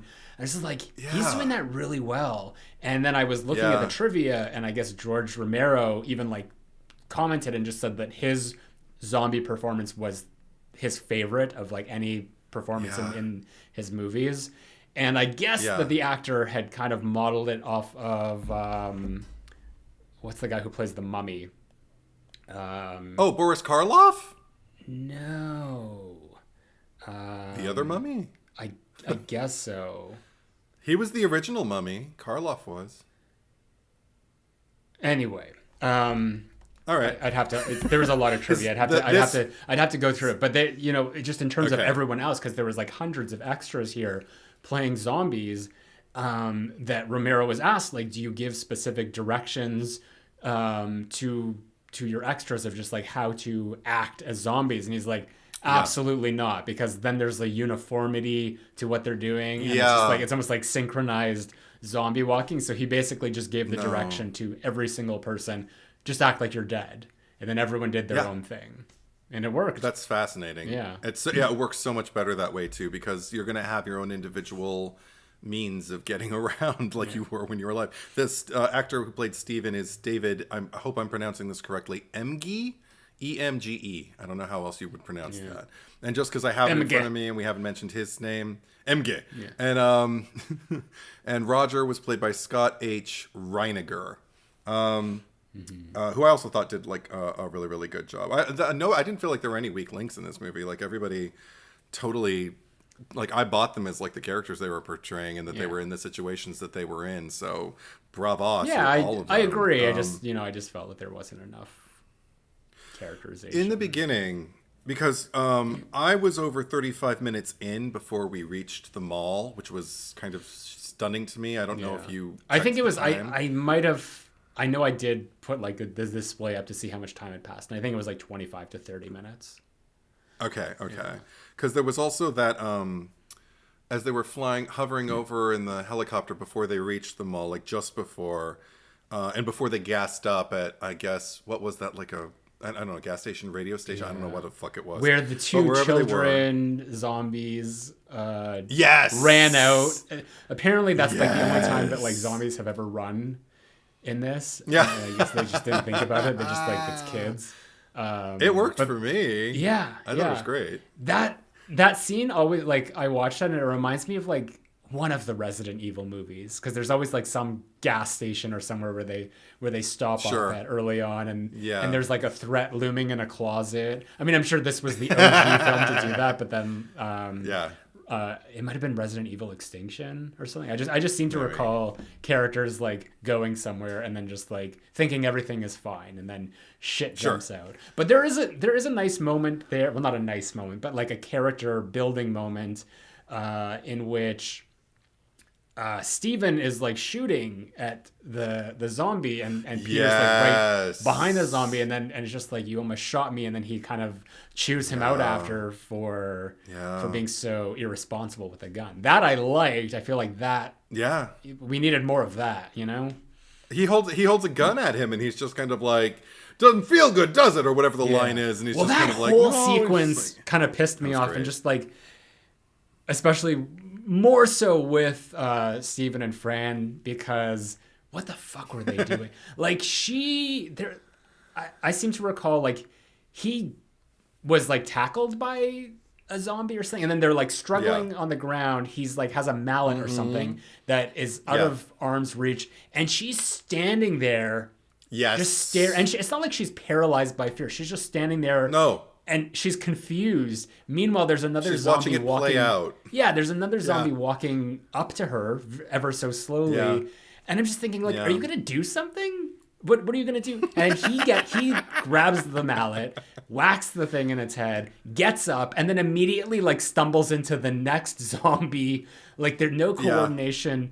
And after everything is said and done, they're just like bawling, you know, they're just like, oh my god, that we came so close to death. And it's just like, how that, like, you literally were so clumsy that you fell into not one but two zombies while your girlfriend just stood there, and it's just like, what do I do, you know? But see, I liked that because it made me dislike them. It made me root for the cops over the civilians.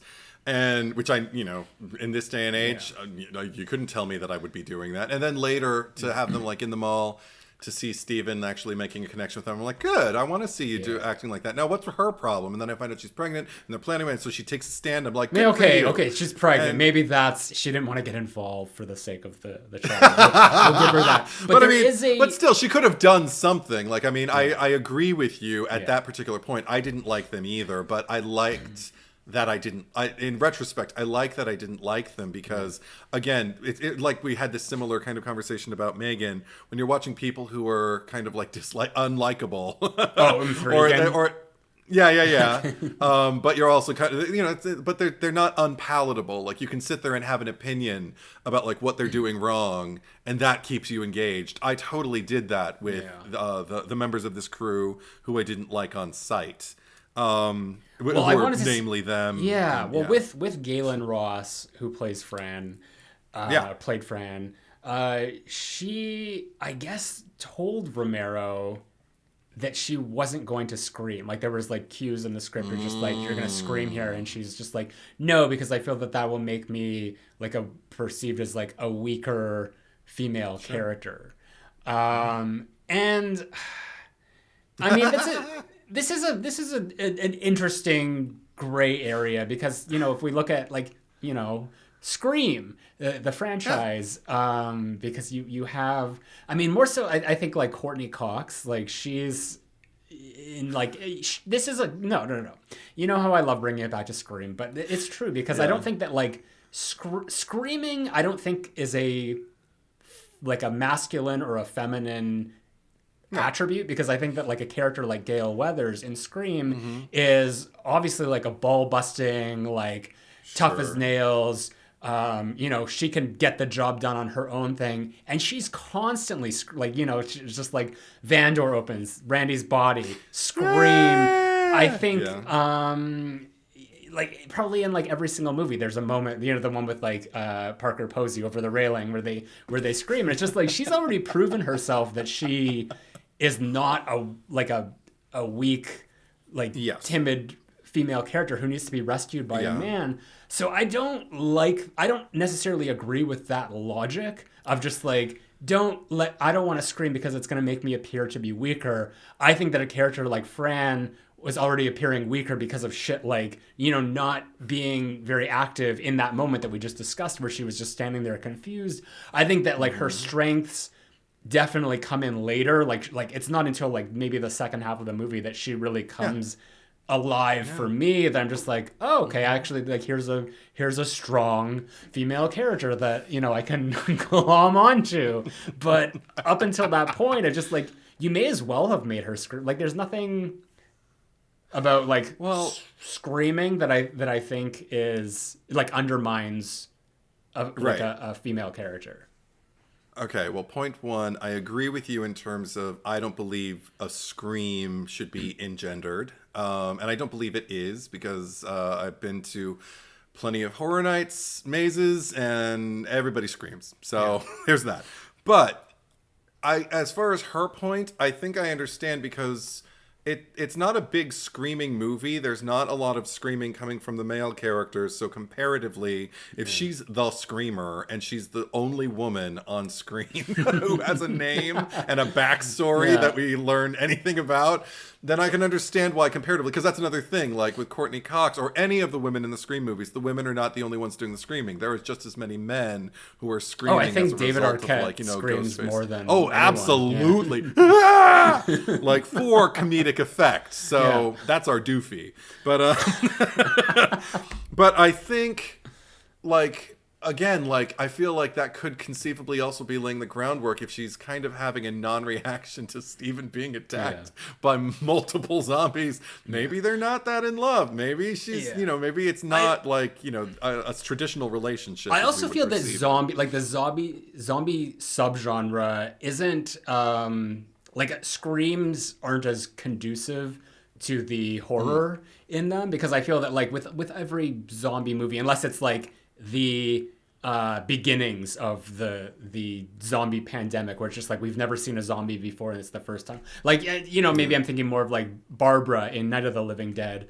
Then it's just like, okay, I can understand that, because like when you're in a slasher movie and there's just like, surprise, there's a killer standing behind you, that's scream worthy. But I feel like when you're in a scenario where it's just like that zombies are around and you already know you have to have your wits about you, that it's I can see if that was the reason. It's just like, don't make me scream because this is a character who is logical and they wouldn't be like having an emotional reaction. I'm glad that she didn't, because I don't think, like, I agree with you, I don't think that there's room for screaming in this movie, or really like any zombie movie for that matter. Right. But I just thought it was an interesting trivia that I didn't expect for us to talk about so much. But here we totally are. But another element at that particular moment also, when they're at that particular stop, is the out of order sign on the coffee machine. And the fact that, like, we get to see Peter, I think he might press a button or two, but he just basically kind of bangs the machine like, fuck, damn it, I can't even just have a cup of coffee. And then the irony is that, like, this out-of-order coffee machine he's banged some life into, and now he's got coffee if he wants it. Mm-hmm. And I thought also what the movie was setting up with that moment is you have to try. You can't just take things at face value. If you've got something that you want, you've got to... Even if, because I mean, that's a moment where he is actually kind of giving into his emotion, and he gets a reward as a result of it. And it's just kind of like, okay, I have to stop, being letting things get in my way and getting exasperated about them. Or if I get exasperated, use it to experiment and try to get the thing working. Like, I thought that was something about his character, again, that endeared him to me. And then later, the only reason it's kind of important to me is because when they unpack the food in the mall, and the first line that I said at the top of the podcast, when they unpack the Spam, and what does Fran do? She just looks at it and goes, Spam. And they're just like, well, and it's just like amazing. Like of course, like, it's the end of the world, and the one inedible thing, the one thing that's going to stand the test of time and exist longer than any of us, aside from the roaches, is Spam. Yeah, I don't remember the Spam, but I remember something about there was a canned food. And there was a line about something that's just like, well, we don't have a can opener, so it's just like there's a built-in can opener or something. So I don't know if that was the same. Right, because it's a Spam key, Okay. But so it was like just kind of her disdain juxtaposed with Peter's willingness to try. You know, I've never had... I took as a sign. I've never had Spam. Yeah? I wouldn't recommend it. No, but, I mean, are you a big pork person? Like, no. Well, okay. I'm kosher. You know? Yeah, you kosher? Not actually, but no. My family is Jewish, so we never really like had pork. But I mean, like we ate bacon a lot, so okay. just by and convenience, not kosher I bacon. get it. I always just assumed it was like a reason to just like, oh, they invited us for like Christmas or something. It's just like, no, we can't. We're kosher. It's more by like for antisocial purposes, I would assume. We're just gonna stay home and cook some bacon. Another thing that I liked that just kind of fed like the consumerism symbolism in it was just the first thing when they're going to grab stuff. Peter's like, let's get the stuff we need. I'll get a television and a radio. And I just thought, even though I know they're probably getting the television so they can keep abreast of like news and whatever, and the radio, same deal, to try and like connect with people. But just the fact that it was being exclaimed like in a mall, like it did feel like kind of consumerism incarnate. Here's a question for you. If you're in their shoes and you're trapped in a mall and you have free reign of the entire facility and every store, what are you going to get? Like, don't even think like, I mean, yeah, sure. If your mind immediately goes to like practicality and, you know, more so tools for survival, but what are things that you might be like, and this is for me, you know, this is just, it's specifically just something for myself. What would you hoard? It's really sad to admit it because I don't think of myself as a big coffee drinker, but if there was a Starbucks or a Coffee Bean or a Pete's Coffee or even just an independently owned like coffee house or bar, I'd probably want to get in there and get as many drinkable liquids as I could with as many powders and syrups and whatever, just so I could, and also just get like a bag of ice if I can. Like I'd try to make maybe 4 so I could put them all in like a little holder for venti or large, you know, coffee drinks or tea drinks or something, you know, like whatever's at my disposal. So, because that's comfort food to me. I could see like in a crisis how sipping something like that, it's almost like Starbucks or any of those kinds of coffees, those, you know, those designer milkshake coffees have kind of like eclipsed like Happy Meals from when I was a kid, because I loved Happy Meals and pizza, you know, fast food and everything like that. Now my kind of fast food Happy Meal equivalent is like, I want a frappuccino. You know, I don't say it like that, but my inner voice is very, you know, I want my sippy cup. So I'd probably do something like that. But if I had lost someone, I'd probably go look for some liquor too. Just to take the edge off, just so I don't completely lose it. Because I'm a pretty happy drunk, or at least I'm not a big dramatic drunk. So what about you? Okay. Well, I mean, that seems very conservative to me. I would go full out. I mean, like, first of all, I would probably make like one entire run of just going around to like all the clothing stores and just like looking for what is the most expensive thing. Like, I wouldn't even like look for fashion. I'd just be like, whatever the most expensive thing, like it's like Cordelia, Buffy the Vampire Slayer. Like, I need to have it not because it's expensive, because it costs more. And that would be my reasoning behind it. So I would probably like just hoard up on like a lot of clothes and just like have a different designer. Yeah, just have a different just have a different outfit for every day of my like pathetic pandemic quarantine existence inside this mall. And I would probably also, I mean, like, I really love Lego. So if there was like a Lego store or like some sort of store that had Lego sets in it, I would just like get all of it. And I would just like, would be my fun of just like building little plastic brick things with the instructions. And I would probably, I mean, if I had access to like a TV and Blu-ray or 4K player, I would go to like the movie music store and just like I would literally go through the shelf and just like grab all my favorite movies, all my favorite horror movies, or just like stuff I haven't seen as well, and just, you know, build up my own little collection in the mall. So, That's cool. Yeah. I honestly, I think my first impulse, I think, was absolutely right about me, because I don't think I'd be thinking that long term right away. I think I'd be like instant gratification, immediate need, like what's going to calm me down so I can think more clearly. So then I can start thinking, and like maybe I can. And what can I drink? I'm going to get decaf so I can sleep. And then when I wake up in the morning, okay. Shower. What are we going to do about that? Toiletry. Starting going down the survival list, but instantly it'd probably like, okay, I need a sugar fix and I need a drink, probably. Yeah.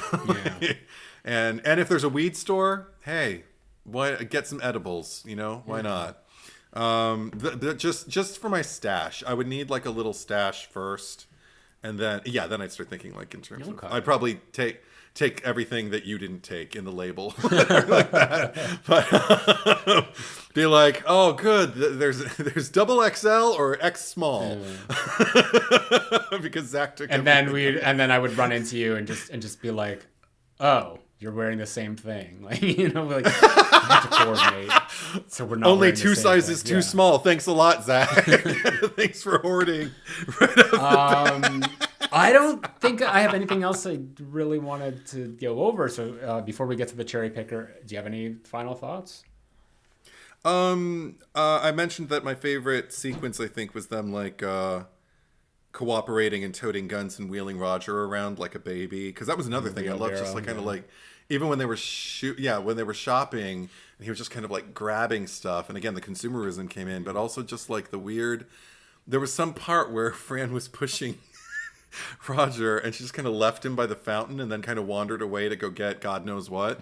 And he was just sitting there just kind of looking at the fountain, I guess, and it was just kind of like, oh my gosh, what that told me, and what everything kind of like surrounding those events were telling me, that nothing ever really changes. Like you still find the people, whether they're children or people who have been bit or whatever. Find people who need you, who are going to depend on you, who, you can boost. Yeah.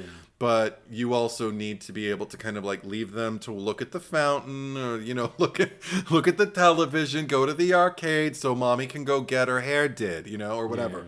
Yeah. And, but I also, there was a moment, after that, there was one moment first where Fran was just kind of sitting there with her gun, and a zombie came and just kind of knelt on the other side of the divider. And she just kind of looked at him, and didn't have any response. Again, no response whatsoever, not even fear, not even interest, though. Just like a blank kind of, yep, hi, like, so I was like, oh, growth.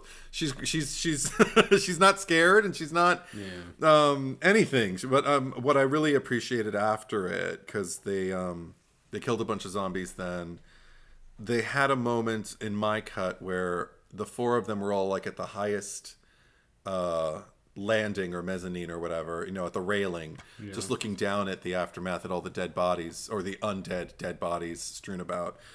And there was no celebratory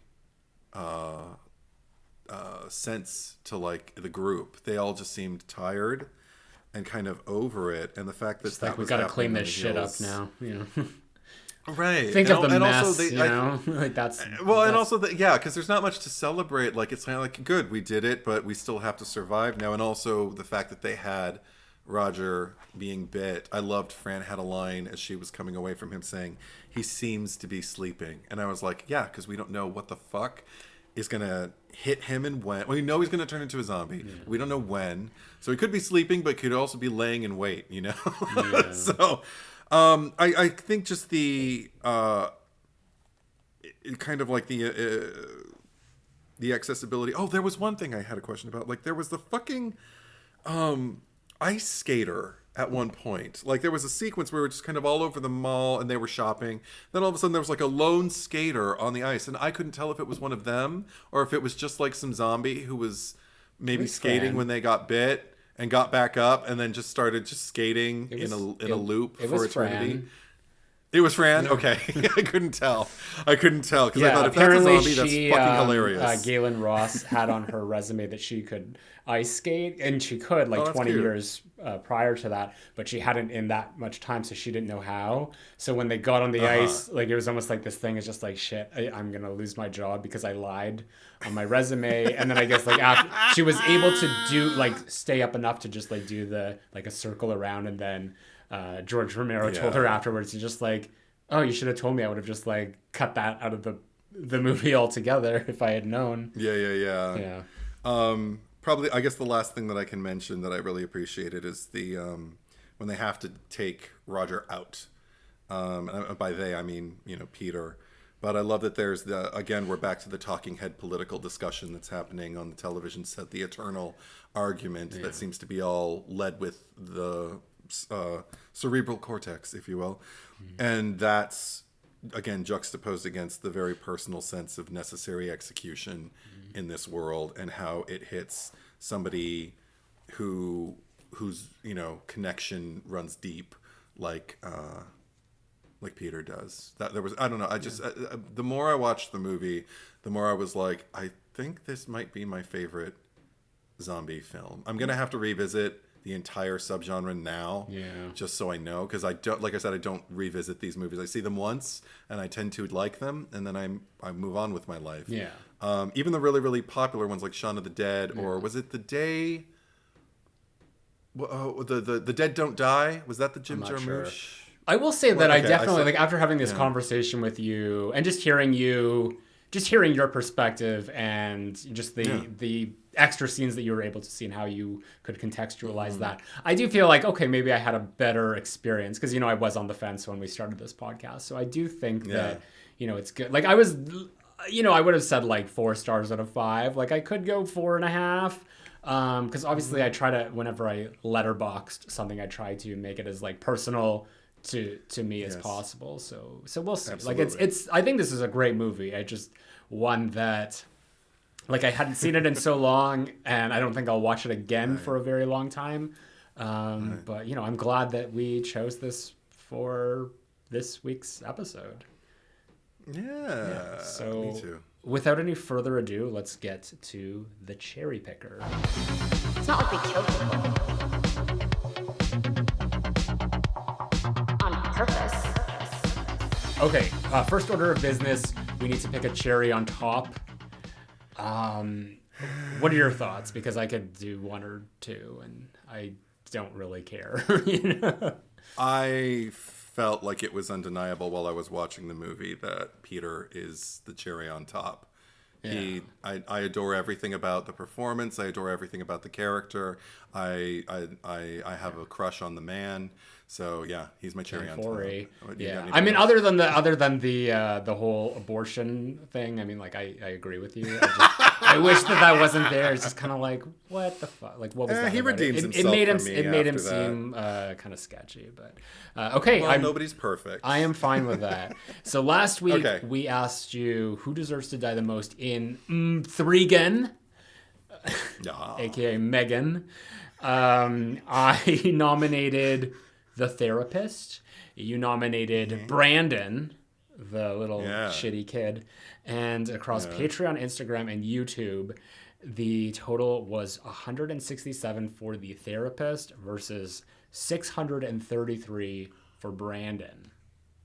Thanks, guys! I just want to point out that on Patreon, it was actually higher for The Therapist.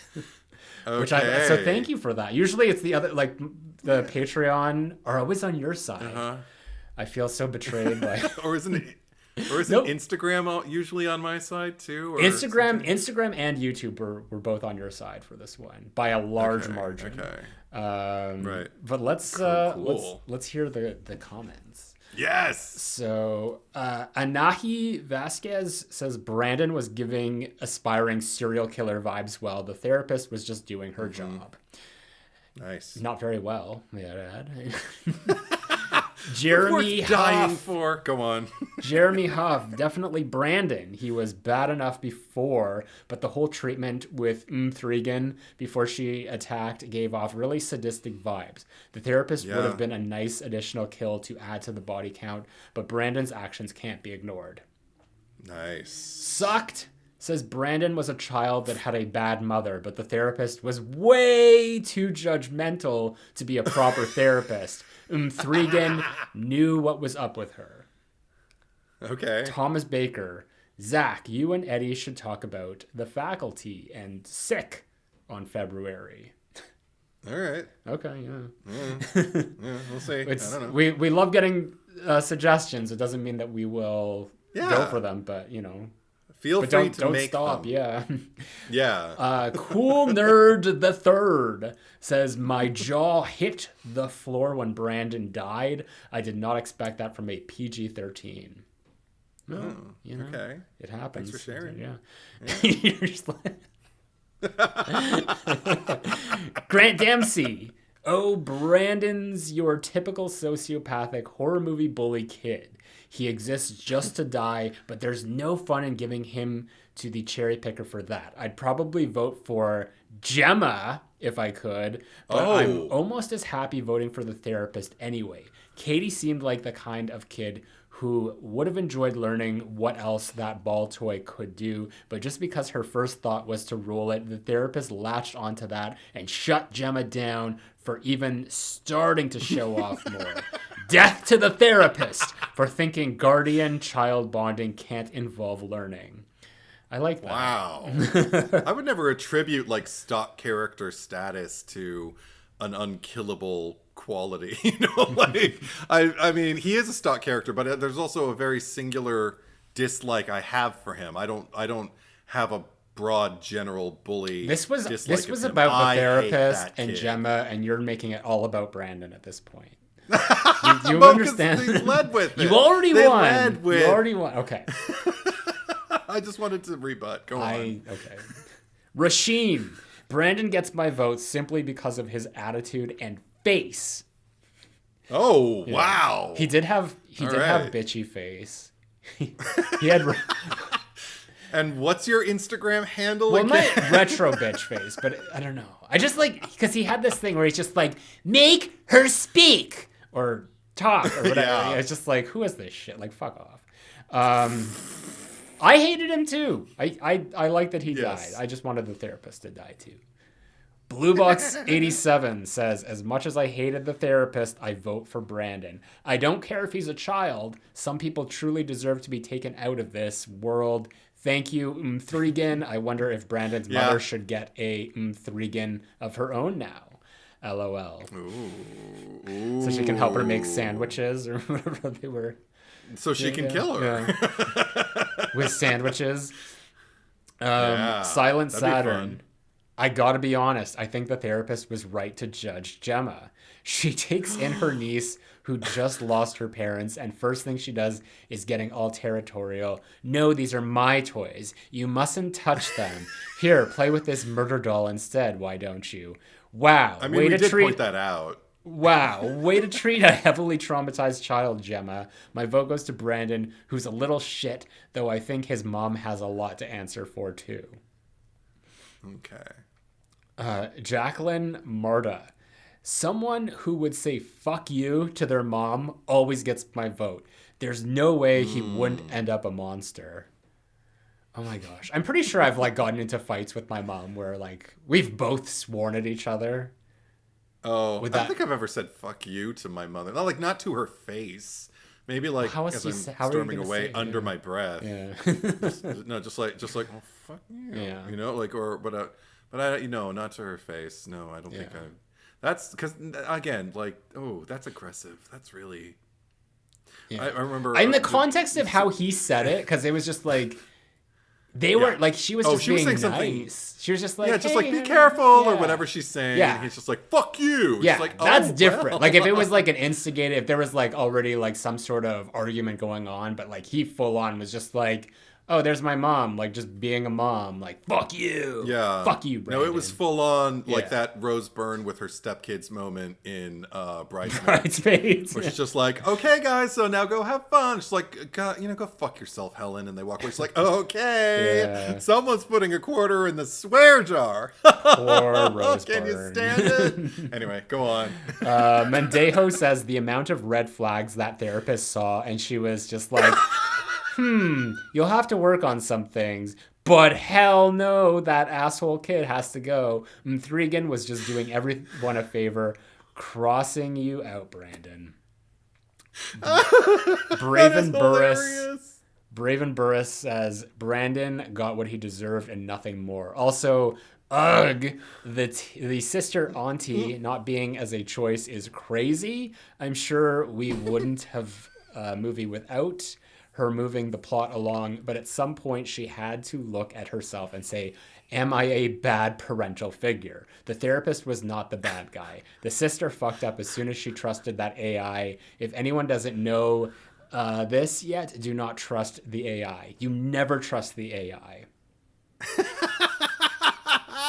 I wonder if you would have chosen Gemma if you would have won. I wonder. I don't think so. I think Brandon was made for the cherry picker. That's true. Literally, That's true. Jason Blum is listening to the cherry picker, and he's just like, Zack and Eddie need to have like a really despicable character to we need to a send sure to thing. The slaughter. I will say though, I think that I mean, we do have confirmation. Like we knew there was a sequel, but now we have confirmation it's going to be Mthrigan 2.0 and Allison Williams and the girl who played Katie are both coming back. So we know that you know our dreams are quashed of the gay storyline. But there was an SNL, which I guess that aired before because this episode just dropped today. So I just like we thought of it first. We talked about it way before that aired. I just want to point out. Absolutely. But also I've never wished harder that returning Final Girl characters would come back in the sequel and get killed in the first scene. Like now I just want them to get killed by her. Well, you did say You did say how I don't know if you were talking about Gemma or Katie or just like a quality of like Clear Rivers like coming back for the sequel of just like what you would right. And I don't know if you meant like the remember context which one of them. of her. So probably Katie, but both of them. I mean, because they both experienced this evil before. So for them to kind of like be there and just kind of like, no, follow me kind of characters, that'd be kind of cool. But now that I know they're definitely coming back, I just want them to get killed. I want them to get Adrian King'd Friday the 13th Part 2. Okay. That's what I want. Yeah. Or Rachel Carruthers Halloween 5, if you will. Absolutely. Scissors and the first chest. Scene. First scene. I want first scene kill.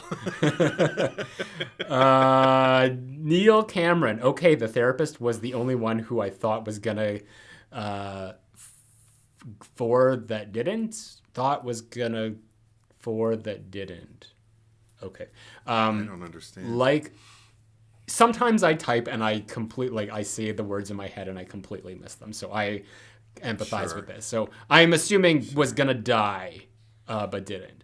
All of her comments in the first meeting were just so stupid and judgy. She got better in the next visit, but if we only saw that first meeting, I'd say she deserved to die. However, she was nowhere near as deserving of death than Brandon. That little monster clearly knew what he was doing, and with his parent, he would simply get worse, not better, if he got to live. Okay. Chris Black, Brandon wasn't going to amount to much. Rob Rangel says, I haven't seen the movie, but I voted Brandon because my mom did see Mthrigan and she said Brandon deserved to die the most out of the two. I love that like our listeners are now just like asking their parents who has seen them just like weigh in. Who are you going to vote for in the cherry picker? Get your parents involved. Get your parents listening or watching. We need more voters. We need, especially if it's parents that are deciding, who to kill. I like that. They're most likely, they might not be on Instagram, but they might be on YouTube. So let them vote there, like let them make their vote official. Exactly. We encourage it. Howell puns. Girl, please. The therapist didn't do shit to help that child. Just gentle warnings that went nowhere. I might have voted for Brandon, but the fact that she didn't die makes it worse. That's exactly how I feel. If the sin committed was not dying. It's like you and Ted Bowen from Friday the 13th Part 2. Right. Yes, I understand. Anthony DiPuzzo. Brandon. I cheered when that fucker got his ear torn off, although I feel like everyone in this movie could be up for a nomination. Gemma takes forever to sympathize with Katie dealing with her parents' death, and she literally asks for the dog to be put down before he even does anything. Not cool. Yeah, that's something we didn't mention, is that Gemma was not an animal lover. I think she was almost like celebrating when it's just like, good, the dog ran away. Yeah, she was pretty harsh. Yeah. Kira Wood. I don't usually think kids deserve to die in movies other than the little shits in Halloween Kills, but Brandon deserved what he got. Those little shits did deserve to die. You know what? If Threegan, a PG-13 movie, can kill off a kid, but Halloween Kills, an R-rated movie, I mean, I guess they killed off one of them, but I think he was like a teenager. He seemed a little older than the others. Right. But unless you're talking about the 1978 trick-or-treaters, they just death to them. They were worse. Wasn't that that was our cherry picker? It was like the 1978. Yeah, you picked one of the girls. You picked the aggressive girl who licked the jawbreaker in 78, and I picked she had bitch the face, aggressive, loud, the noisy bitch face girl in present day. Yeah. Yeah. Okay.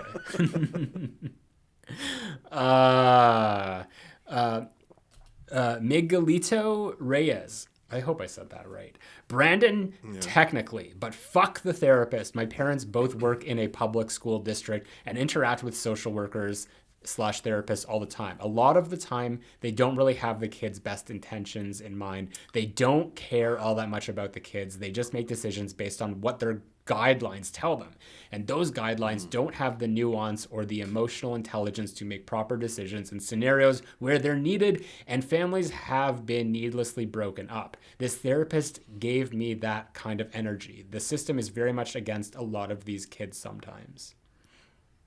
Well, I always appreciate someone who has insight into the actual situation to add absolutely. that. So I agree with everything that you say. Matthias Egeman. The film title itself needs to die. Sounds like a name for a car. And then finally... That's why I drive this M3gan. It's just like almost like the engine, like, Threegan. Starting it up, yeah. Is she going to be driving in the sequel? What? They may as well just turn it into like a Fast and Furious franchise. It's just going to be like Megan just driving and like soaring. Where through the most air. important thing, where the most important thing to M3gan is family.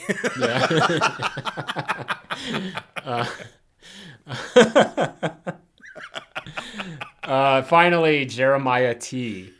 The therapist died? Question mark? No. No! She Oh my didn't. God, Okay. guys! How many times must we go over this?